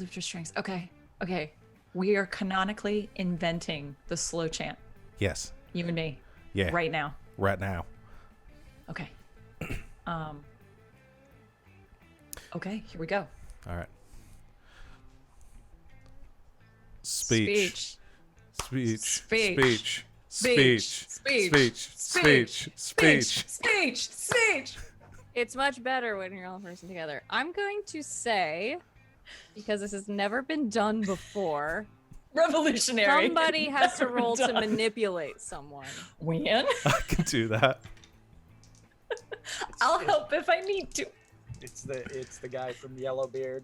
Speech. Okay, I'm not rolling this dice anymore. I've rolled twice today, and I haven't rolled above a 5, so I'm gonna use no. roll 20. So I'm gonna use roll 20 this time. Okay. Before that messes me up. Plus charm. Make sure you guys are marking XP for these failures that you have. Oh, Okay, speaking can of, I roll to help? you Please. sure can. You're definitely helping. Okay. That is cool for helping. Okay. That's a 6. 8. Okay, so that's a +1 or a -1, your choice. Plus 1. You also expose yourself. I mean, yes. I Oh, mean, Lord, we're danger. both kind of Yeah. sketchy for doing this. I definitely exposed myself. Oh, man. I don't feel like I have to give you guys consequences for this particular arc because you're just doing them. All right. Do you guys start the slow clap speech and like it takes a second and there's a couple of people around you that are like looking at you very strangely. Most everybody starts to go along with it though, and people start to clap and they start to chant speech and you guys like, yes, this is working. And then Sally just very briefly while this is happening, you turn and you see this this woman sort of staring at you from across the crowd, and just like on her hip she has a pistol, and she's just like holding onto it and is just like staring at you, looking terrified. And when you recognize her, because she definitely shot at you earlier, and she doesn't do anything with it, but she's just like looking at you and like looking around, like very confused. That's the There that's the one. might be a witch over there. She shot at me earlier, so I just keep. Yeah, she keep knew. low. Yeah, she definitely knew. Okay, yes, that she's a witch, so let's not piss her off. She knows. But yeah, you start the clap, and you all see General Oglethorpe, who again was a real person. I keep putting real people in these. One day I'm gonna get in big trouble, and you all are never gonna hear from me again because I put the wrong person in my time travel game. I still haven't heard from you, John Bon Jovi. I'm just saying.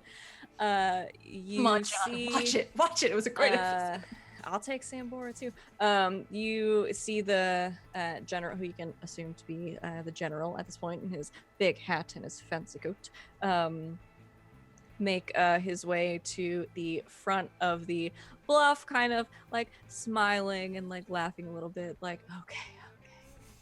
And well, I guess he's British, but I don't know what British accent sounded like in the 1700s, and so I'm not going to make him talk. He starts his speech about the founding of Georgia, and specifically the city of Savannah, and how exciting this is, and Brave New World, and colonies, and all of the buzzwords of 1733.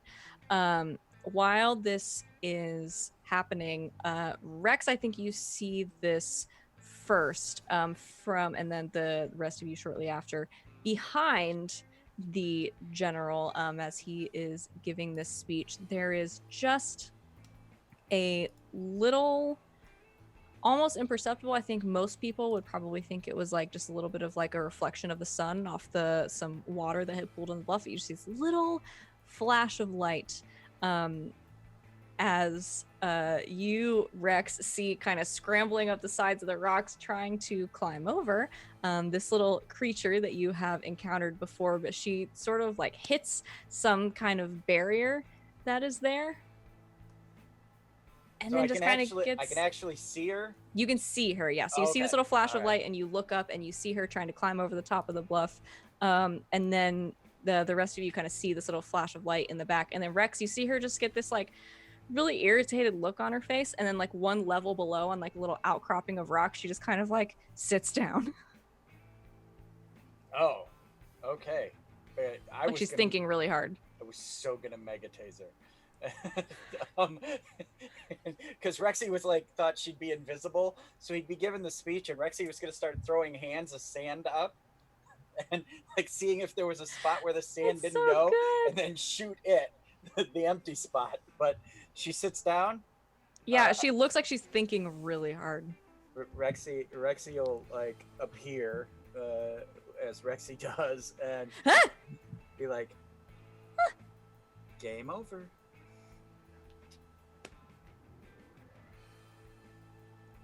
Dang it. Okay. All right. Fine.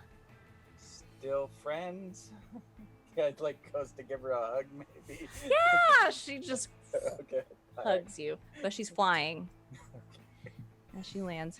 And Rex Okay. gets this like panicked, scary look, like I'm touching magic, I'm touching magic, I'm touching magic.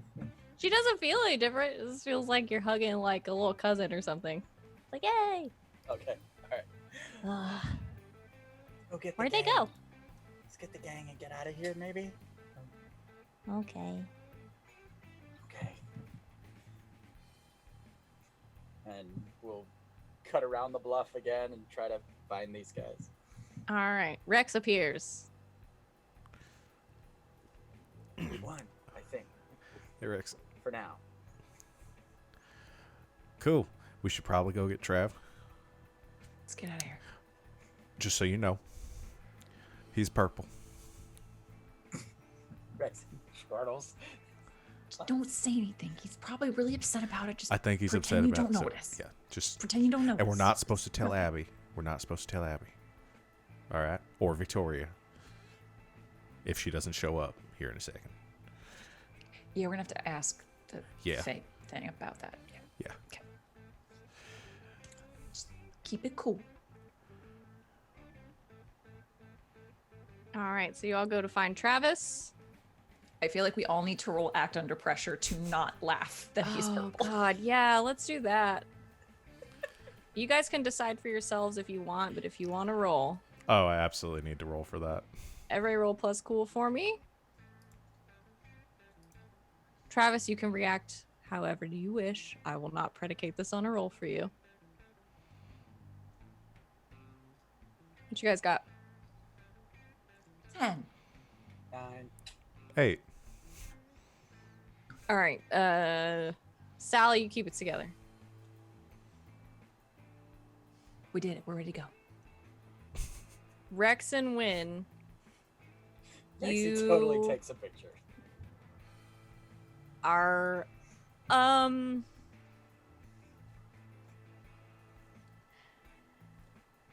you can have this conversation in short bursts, but you are at some point going to have to stop and walk away because you're going to start laughing. Oh yeah, Rexy gets a couple shots off, and then just like turns and walks away, looking at the pictures. Trav, I told her to. I'm gonna go have a talk with Rex, make sure she knows not to share those with anyone. Goes over. Can you send me a copy of a couple of those? Just. Oh yeah. We win. Are we done? As you say this, Travis, all of you sort of in your ear, almost like a whisper, you hear, "Time to go." And then a snap. And everything goes dark again around you, and you feel your feet sort of lift up again and then very quickly kind of hit the ground. But when you open your eyes, you are not home. You are somewhere else. Let's get some music. What I got in here? That's fun. You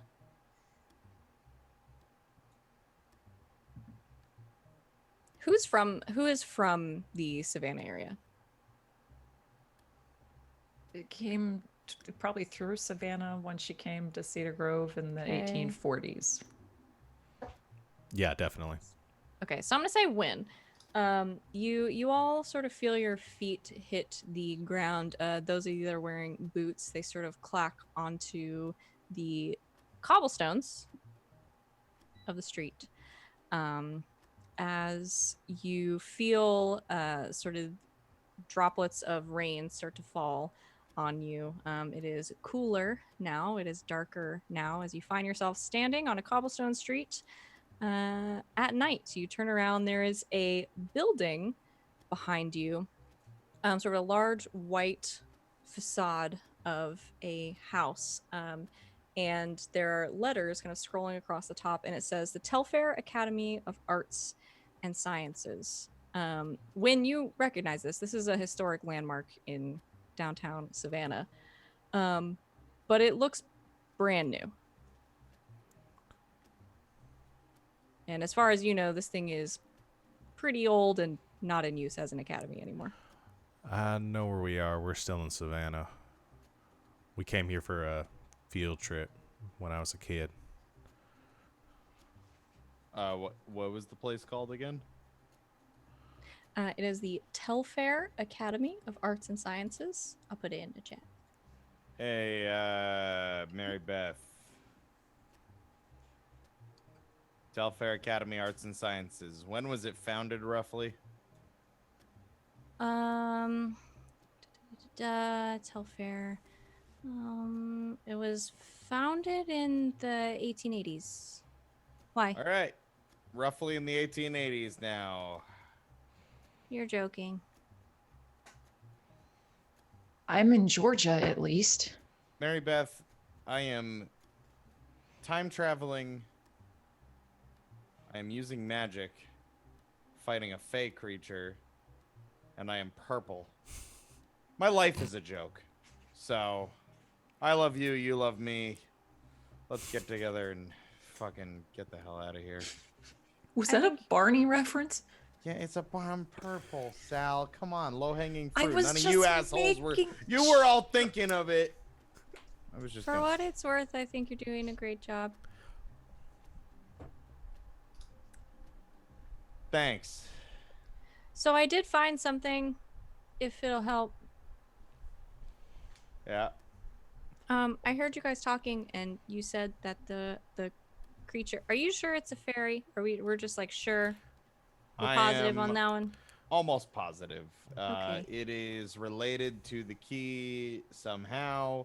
The being inside the key has said that she is a powerful fae. Okay. I would assume so. Then, in that case, I think I know what she means by follow the path. Uh-huh. Do you guys know about fairy paths? I know about No. fairy circles. Okay. Well, sometimes you'll find fairy circles along fairy paths. So fairy paths are kind of like they're kind of like ley lines.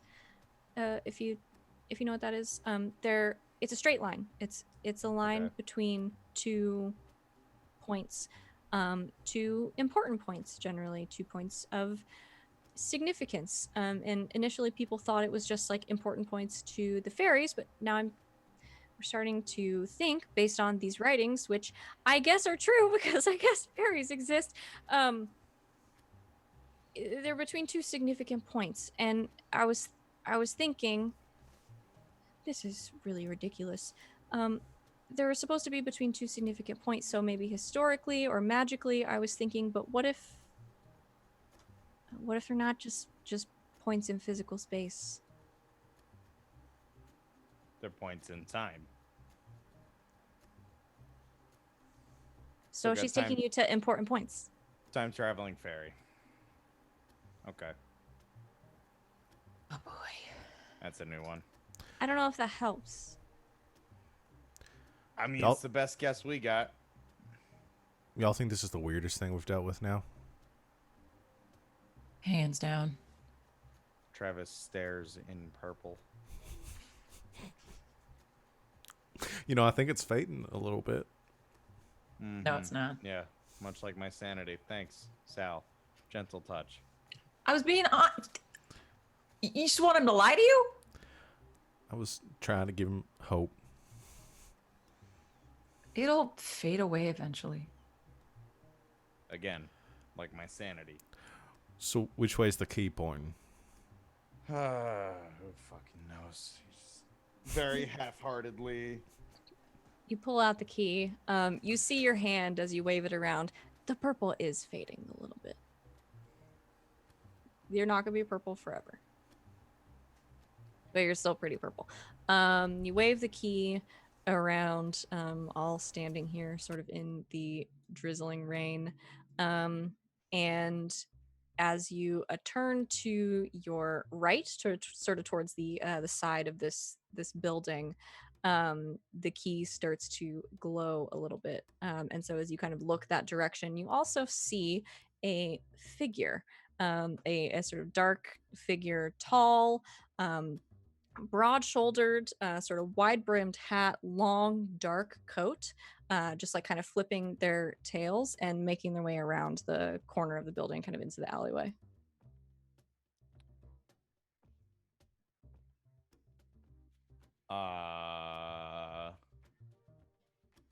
Want to tail trench coat over there, Sure, from a distance. or Can you ask Mary Beth to give us more info about this art institute place? Oh, sure. Yeah, Mary Beth, did you get that? Any info? I mean, if they have like Wikipedia in the future, that'd be probably fine. Yeah, actually, they were totally funded by donations a while back, so they can just hire full-time employees now. Future doesn't suck that much. Telfair, I'm trying to figure out where you guys are. It's looking like 1887. Mm-hmm. So closer, I guess, than you were before.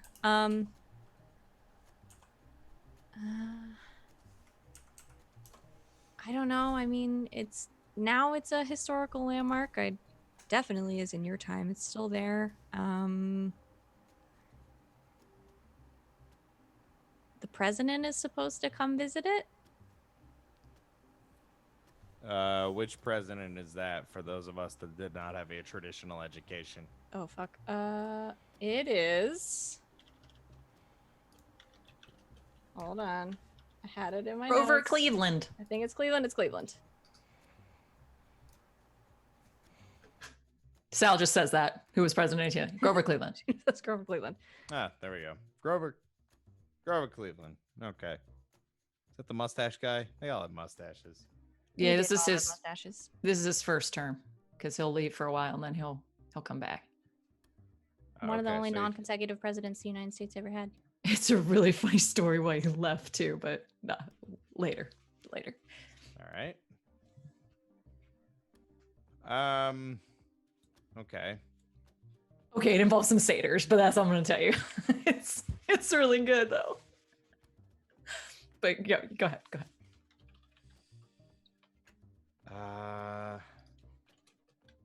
All right. Well, what are the odds he's gonna give some sort of a speech and she's gonna try and dunk him in water? I mean, Why doesn't she like these speeches? hey, to be fair, have you ever enjoyed listening to some guy posture on stage and talk about how great he is and how great the country is? Depends on who's doing it, I guess. Yeah. Cleveland, though, probably not. Yeah, no, that doesn't sound like fun. Are we gonna follow that No. guy or what? Yeah. Let's tell this dude. Yeah. All right, so you make your way into the alley after standing around talking for a moment. You follow the path, as it were. You come around the corner, and who's going first? Travis the Key or Sally? Nope, not first anymore. Not today. Sally, you come around the corner and you hear it before you see it, but you start to hear like a scuffling and like a squeaking sound, like boots on a wet floor. And you see just as you come around the corner, this figure in the long coat and the hat sort of reach up and reach for something which you can see probably in a dramatic flash of lightning, a crossbow on their back. As they reach for it, they pull it and they start to just take off running down the alley and take another turn around a corner like they're chasing something. Follow. The chat has asked a very important question. Are you still wearing your 1700s clothes? Yes. I mean, we Really? didn't have time to take them off. Oh, Nope. that's- Yeah. Fair. Unless you did while you were standing there talking. Wynn still If has they the came- baseball cap if they on came though. with us.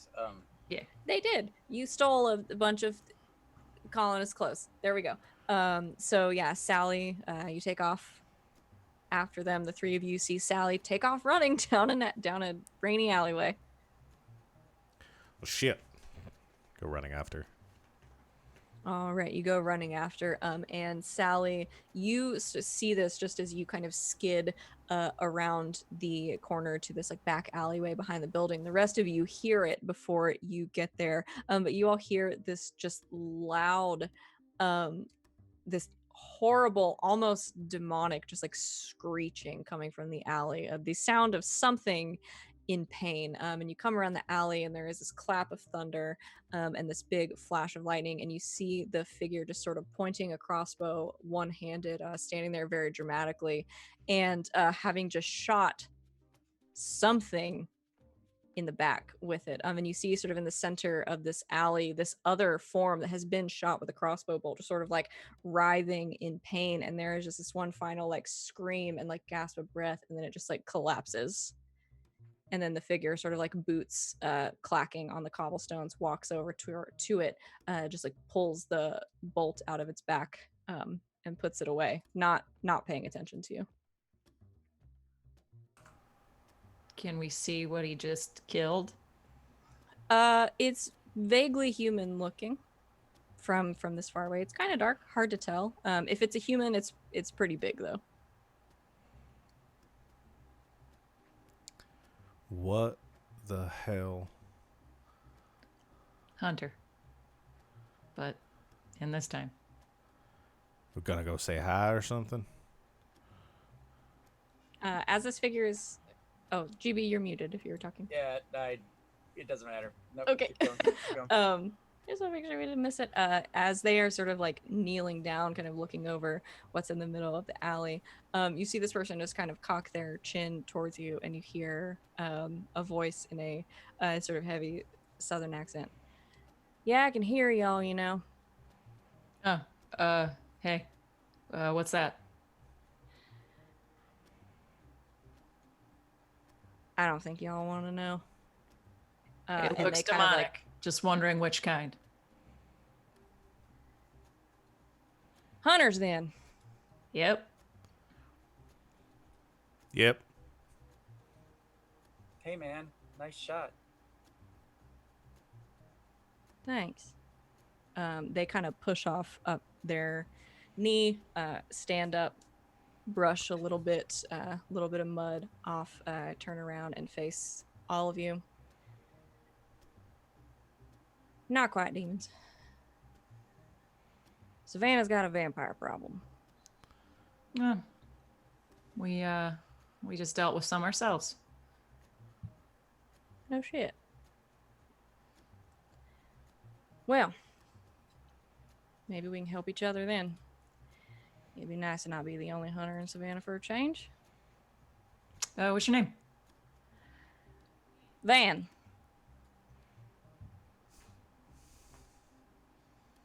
What's your last name? What's it to you? I really, really need you to tell me. Wait. You're Uncle Helsing. Rexy's shaking his head. Not quite.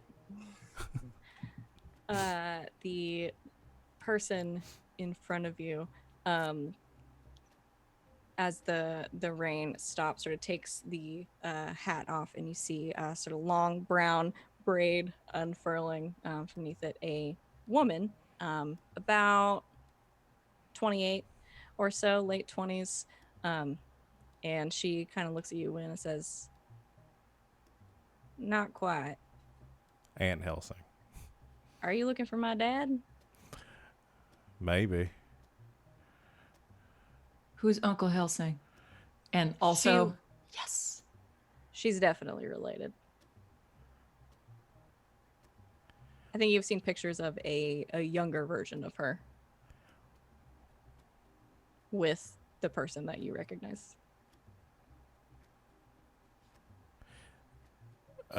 They were monster hunters around these parts. Family, friends, like distantly related. Cool. So what, are you a cousin or? Sorta. Kinda. It's hard to explain. He's a Crowley, if that helps. Huh. Witches. Right. All Yes, right. ma'am. No, I don't think I'm that much older than you. So, let's get out of the ring. By the way, have you seen a fey creature like wandering around? No. Just, I would have felt really stupid if we didn't ask. I'm just saying. No. Shit. Well, All right. come on. And she goes and pulls open the back door of this building and gestures for you all to walk inside. Sure. in before I go in? All right, you look in. It looks like just kind of a back hallway. Okay. Head All on right. in. And she leads you sort of down this hallway through a couple of wooden doors, and then finally into what's like a back office, bookshelves and everything on the wall. And she kind of goes over and messes with a couple of the books, and then pulls one off the shelf, but not totally. And one of the bookcases kind of slides to the side. We'll be safer down here.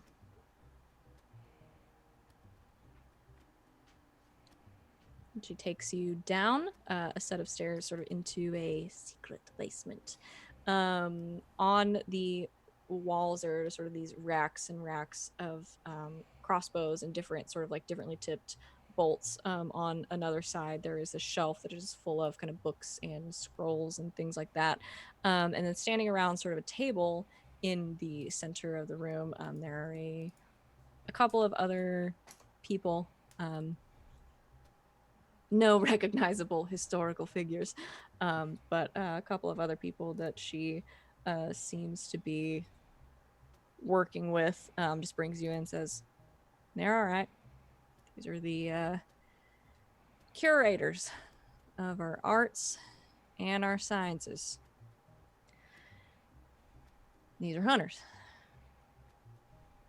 So, y'all local, or Sort of. because you don't look it? Kind of got pulled here.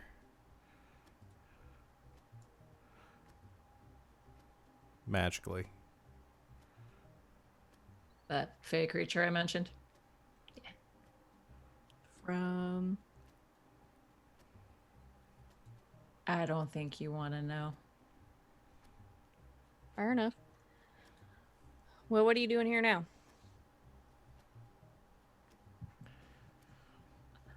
Honestly, we don't know other than playing a game. At least that's what this little thing keeps saying. Well, I suppose fate and all that, everything happens for a reason. You said you dealt with vamps before, right? Yeah. Y'all got any ideas? Because we got damn near an infestation. Yeah, actually, we know a cure. You're joking. Nah.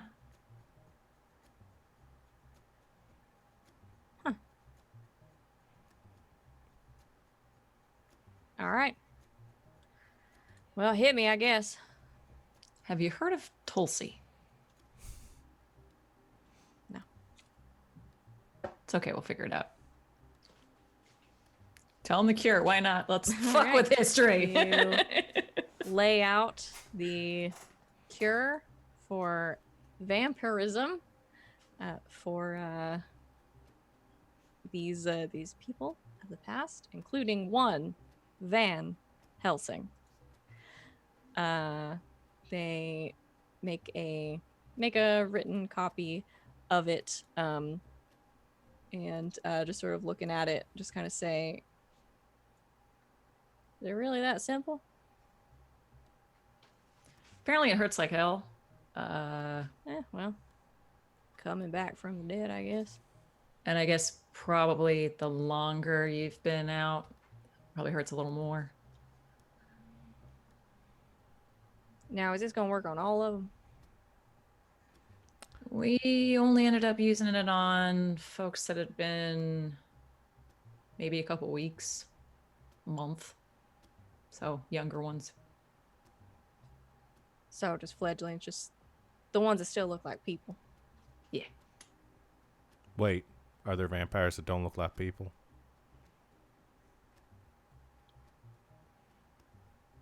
Yeah. Never met one like that. Y'all Yeah, ain't most of the never ones seen we one of met- these? No, most of them look like people. Even the old ones. Huh. So she has sent out the two people she referred to as the curators out to retrieve the dead body from the alley. Says then, yeah, y'all are gonna want to look at this one for sure. And you hear the door kind of bang open, and these two people sort of dragging this body in, kind of rolling it in onto the floor next to the table. And this particular creature does not look really human. It is humanoid in some aspects, 2 legs, 2 arms, bipedal, head on top, that kind of thing. But it is a little grotesque. It is sort of this like dried up, like wrinkled, like brown and gray skin, sort of long nails, probably a couple inches long, coming from the ends of its large hands. It has got this bat-like face, so a human-sized head, kind of a bat-like face, kind of like a snub nose, totally hairless, and these large kind of pointed ears coming off of it, and it is huge, probably standing almost 7 feet tall, kind of long, gangly limbs, things like that, and these two protrusions kind of coming from its back, almost like wings without the, like bat wings, but without the sort of skin membranes. Y'all think you can cure that? Oh, that's gross. Sorry. Hey, Travis, not always purple. That's all right. I mean, we can cure it the way you did. How long's this been going on? Well, we've had them coming in and out about a month, but last week they decided they were going to stay, set up shop. Do I they think all there's- look like this? No, not all of them, but some of them. I've been hunting this fucker down for about 2 weeks. I think they set up a nest somewhere downtown.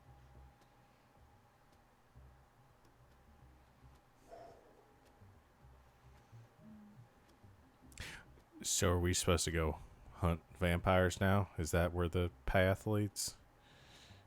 Just gonna say, check the key.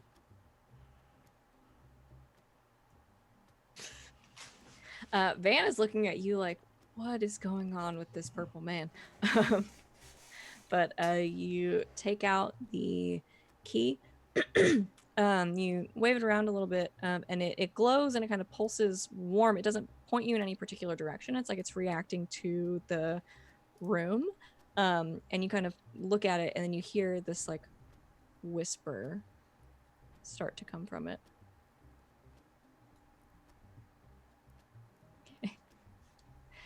You hold it up to your ear like a phone.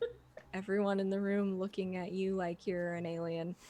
And you just hear the whispering, some whispering voice coming from it that just says the words, help them.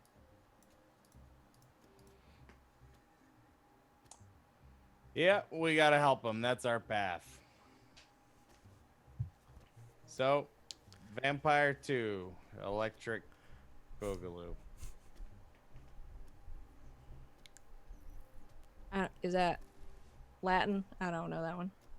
It means that you just got yourself 4 hunters from far off lands, seen some shit. We are from Here to help. France. I'm from Cedar Grove, but France. Well, fair enough. Y'all are willing to help. That makes 5 of us. 2 curators pick up the pieces, and we ought to be done with this in a day or 2. what's a curator? You know, it's a long story. I think they're like Davians. So, we doing this tonight? I think we're looking to wrap this up pretty quick. Sure. Well, all right. Let's rack them up. And she sort of nods towards the crossbows and all the bolts on the walls. And you get ready to do something that you're very good at. Hunt some vampires. And that's where we're going to end our session today. As things have only gotten weirder. Thanks, everybody, for hanging out with us today. This has been pure chaos, and I love it. Really quick, we've got some end of session moves to do, and then I will set you free. At the end of each session, the keeper will ask the following questions. Did we conclude the current mystery? No. Nah. Did you save someone from certain death or worse? I don't know. The Oglethorpe could have fallen into the water and hit his head. I would With say you saved an embarrassment. entire timeline of history. Yeah. There we Oh, go. Also that maybe. We'll call that. Did you learn something new and important about the world? Ley lines. Fae. Stuff. Telepaths. Vampires. Did you vampires? Those Always kind of vampires. vampires. The spooky kind. Did you learn something new and important about one of the hunters? I'm purple. You're Huh? purple. Also, wind can't do magic. That too. Yeah. But he can turn into a crocodile and a bird. Yeah. Apparently. That's 3. That's 2 experience for everybody. Level up. You guys did, I would say, a lot today. This one, also a lot. Thanks for playing. I hope you're having fun. Absolutely. This is a weird one. It has not reached peak weird yet. Oh, Lord. Oh, God. There's more weird? Well, if you want to know, you can tune in next week. Same time, same place. That is going to be Sunday, July 26th, 4 p.m. Eastern Time for another new episode of Slaying 101, in which we will, I guess, get some vampires and figure out the name of this game and see what happens next. Until then, our next stream is going to be on Tuesday here on GGK. That will be at 7 p.m. Eastern Time. We'll have a new episode of AOS. It's D&D 5e. It's very fun. A couple of us are there. We're getting into some real shenanigans. So coming out with us live, and then after that, our schedule is here on Twitch below our faces. It's also pinned to our Twitter. It's also available on our Discord, which you can join and talk to us about these games and other games and video games and just any games. Really, we like games. We like to talk about them. So come hang out with us on Discord. Yeah. Any last words? Well, all right. Purple. He's purple. He won't be purple forever. But right now he's purple. Wait, I'm purple and I have the Infinity Stones tattooed onto me. Oh no, you discovered my plan. Thanos wins. Don't snap. Don't let him It's snap. alright. I literally can't snap. This, Oh, hey! Oh, this is the universe sound is it makes. saved. Yeah. Nullified. Nullified. All right. Well, we'll see if Thanos pops up next week. But Oh no. until then, thanks for playing. Thanks for watching. And until we see you next week, good game and good night, Internet.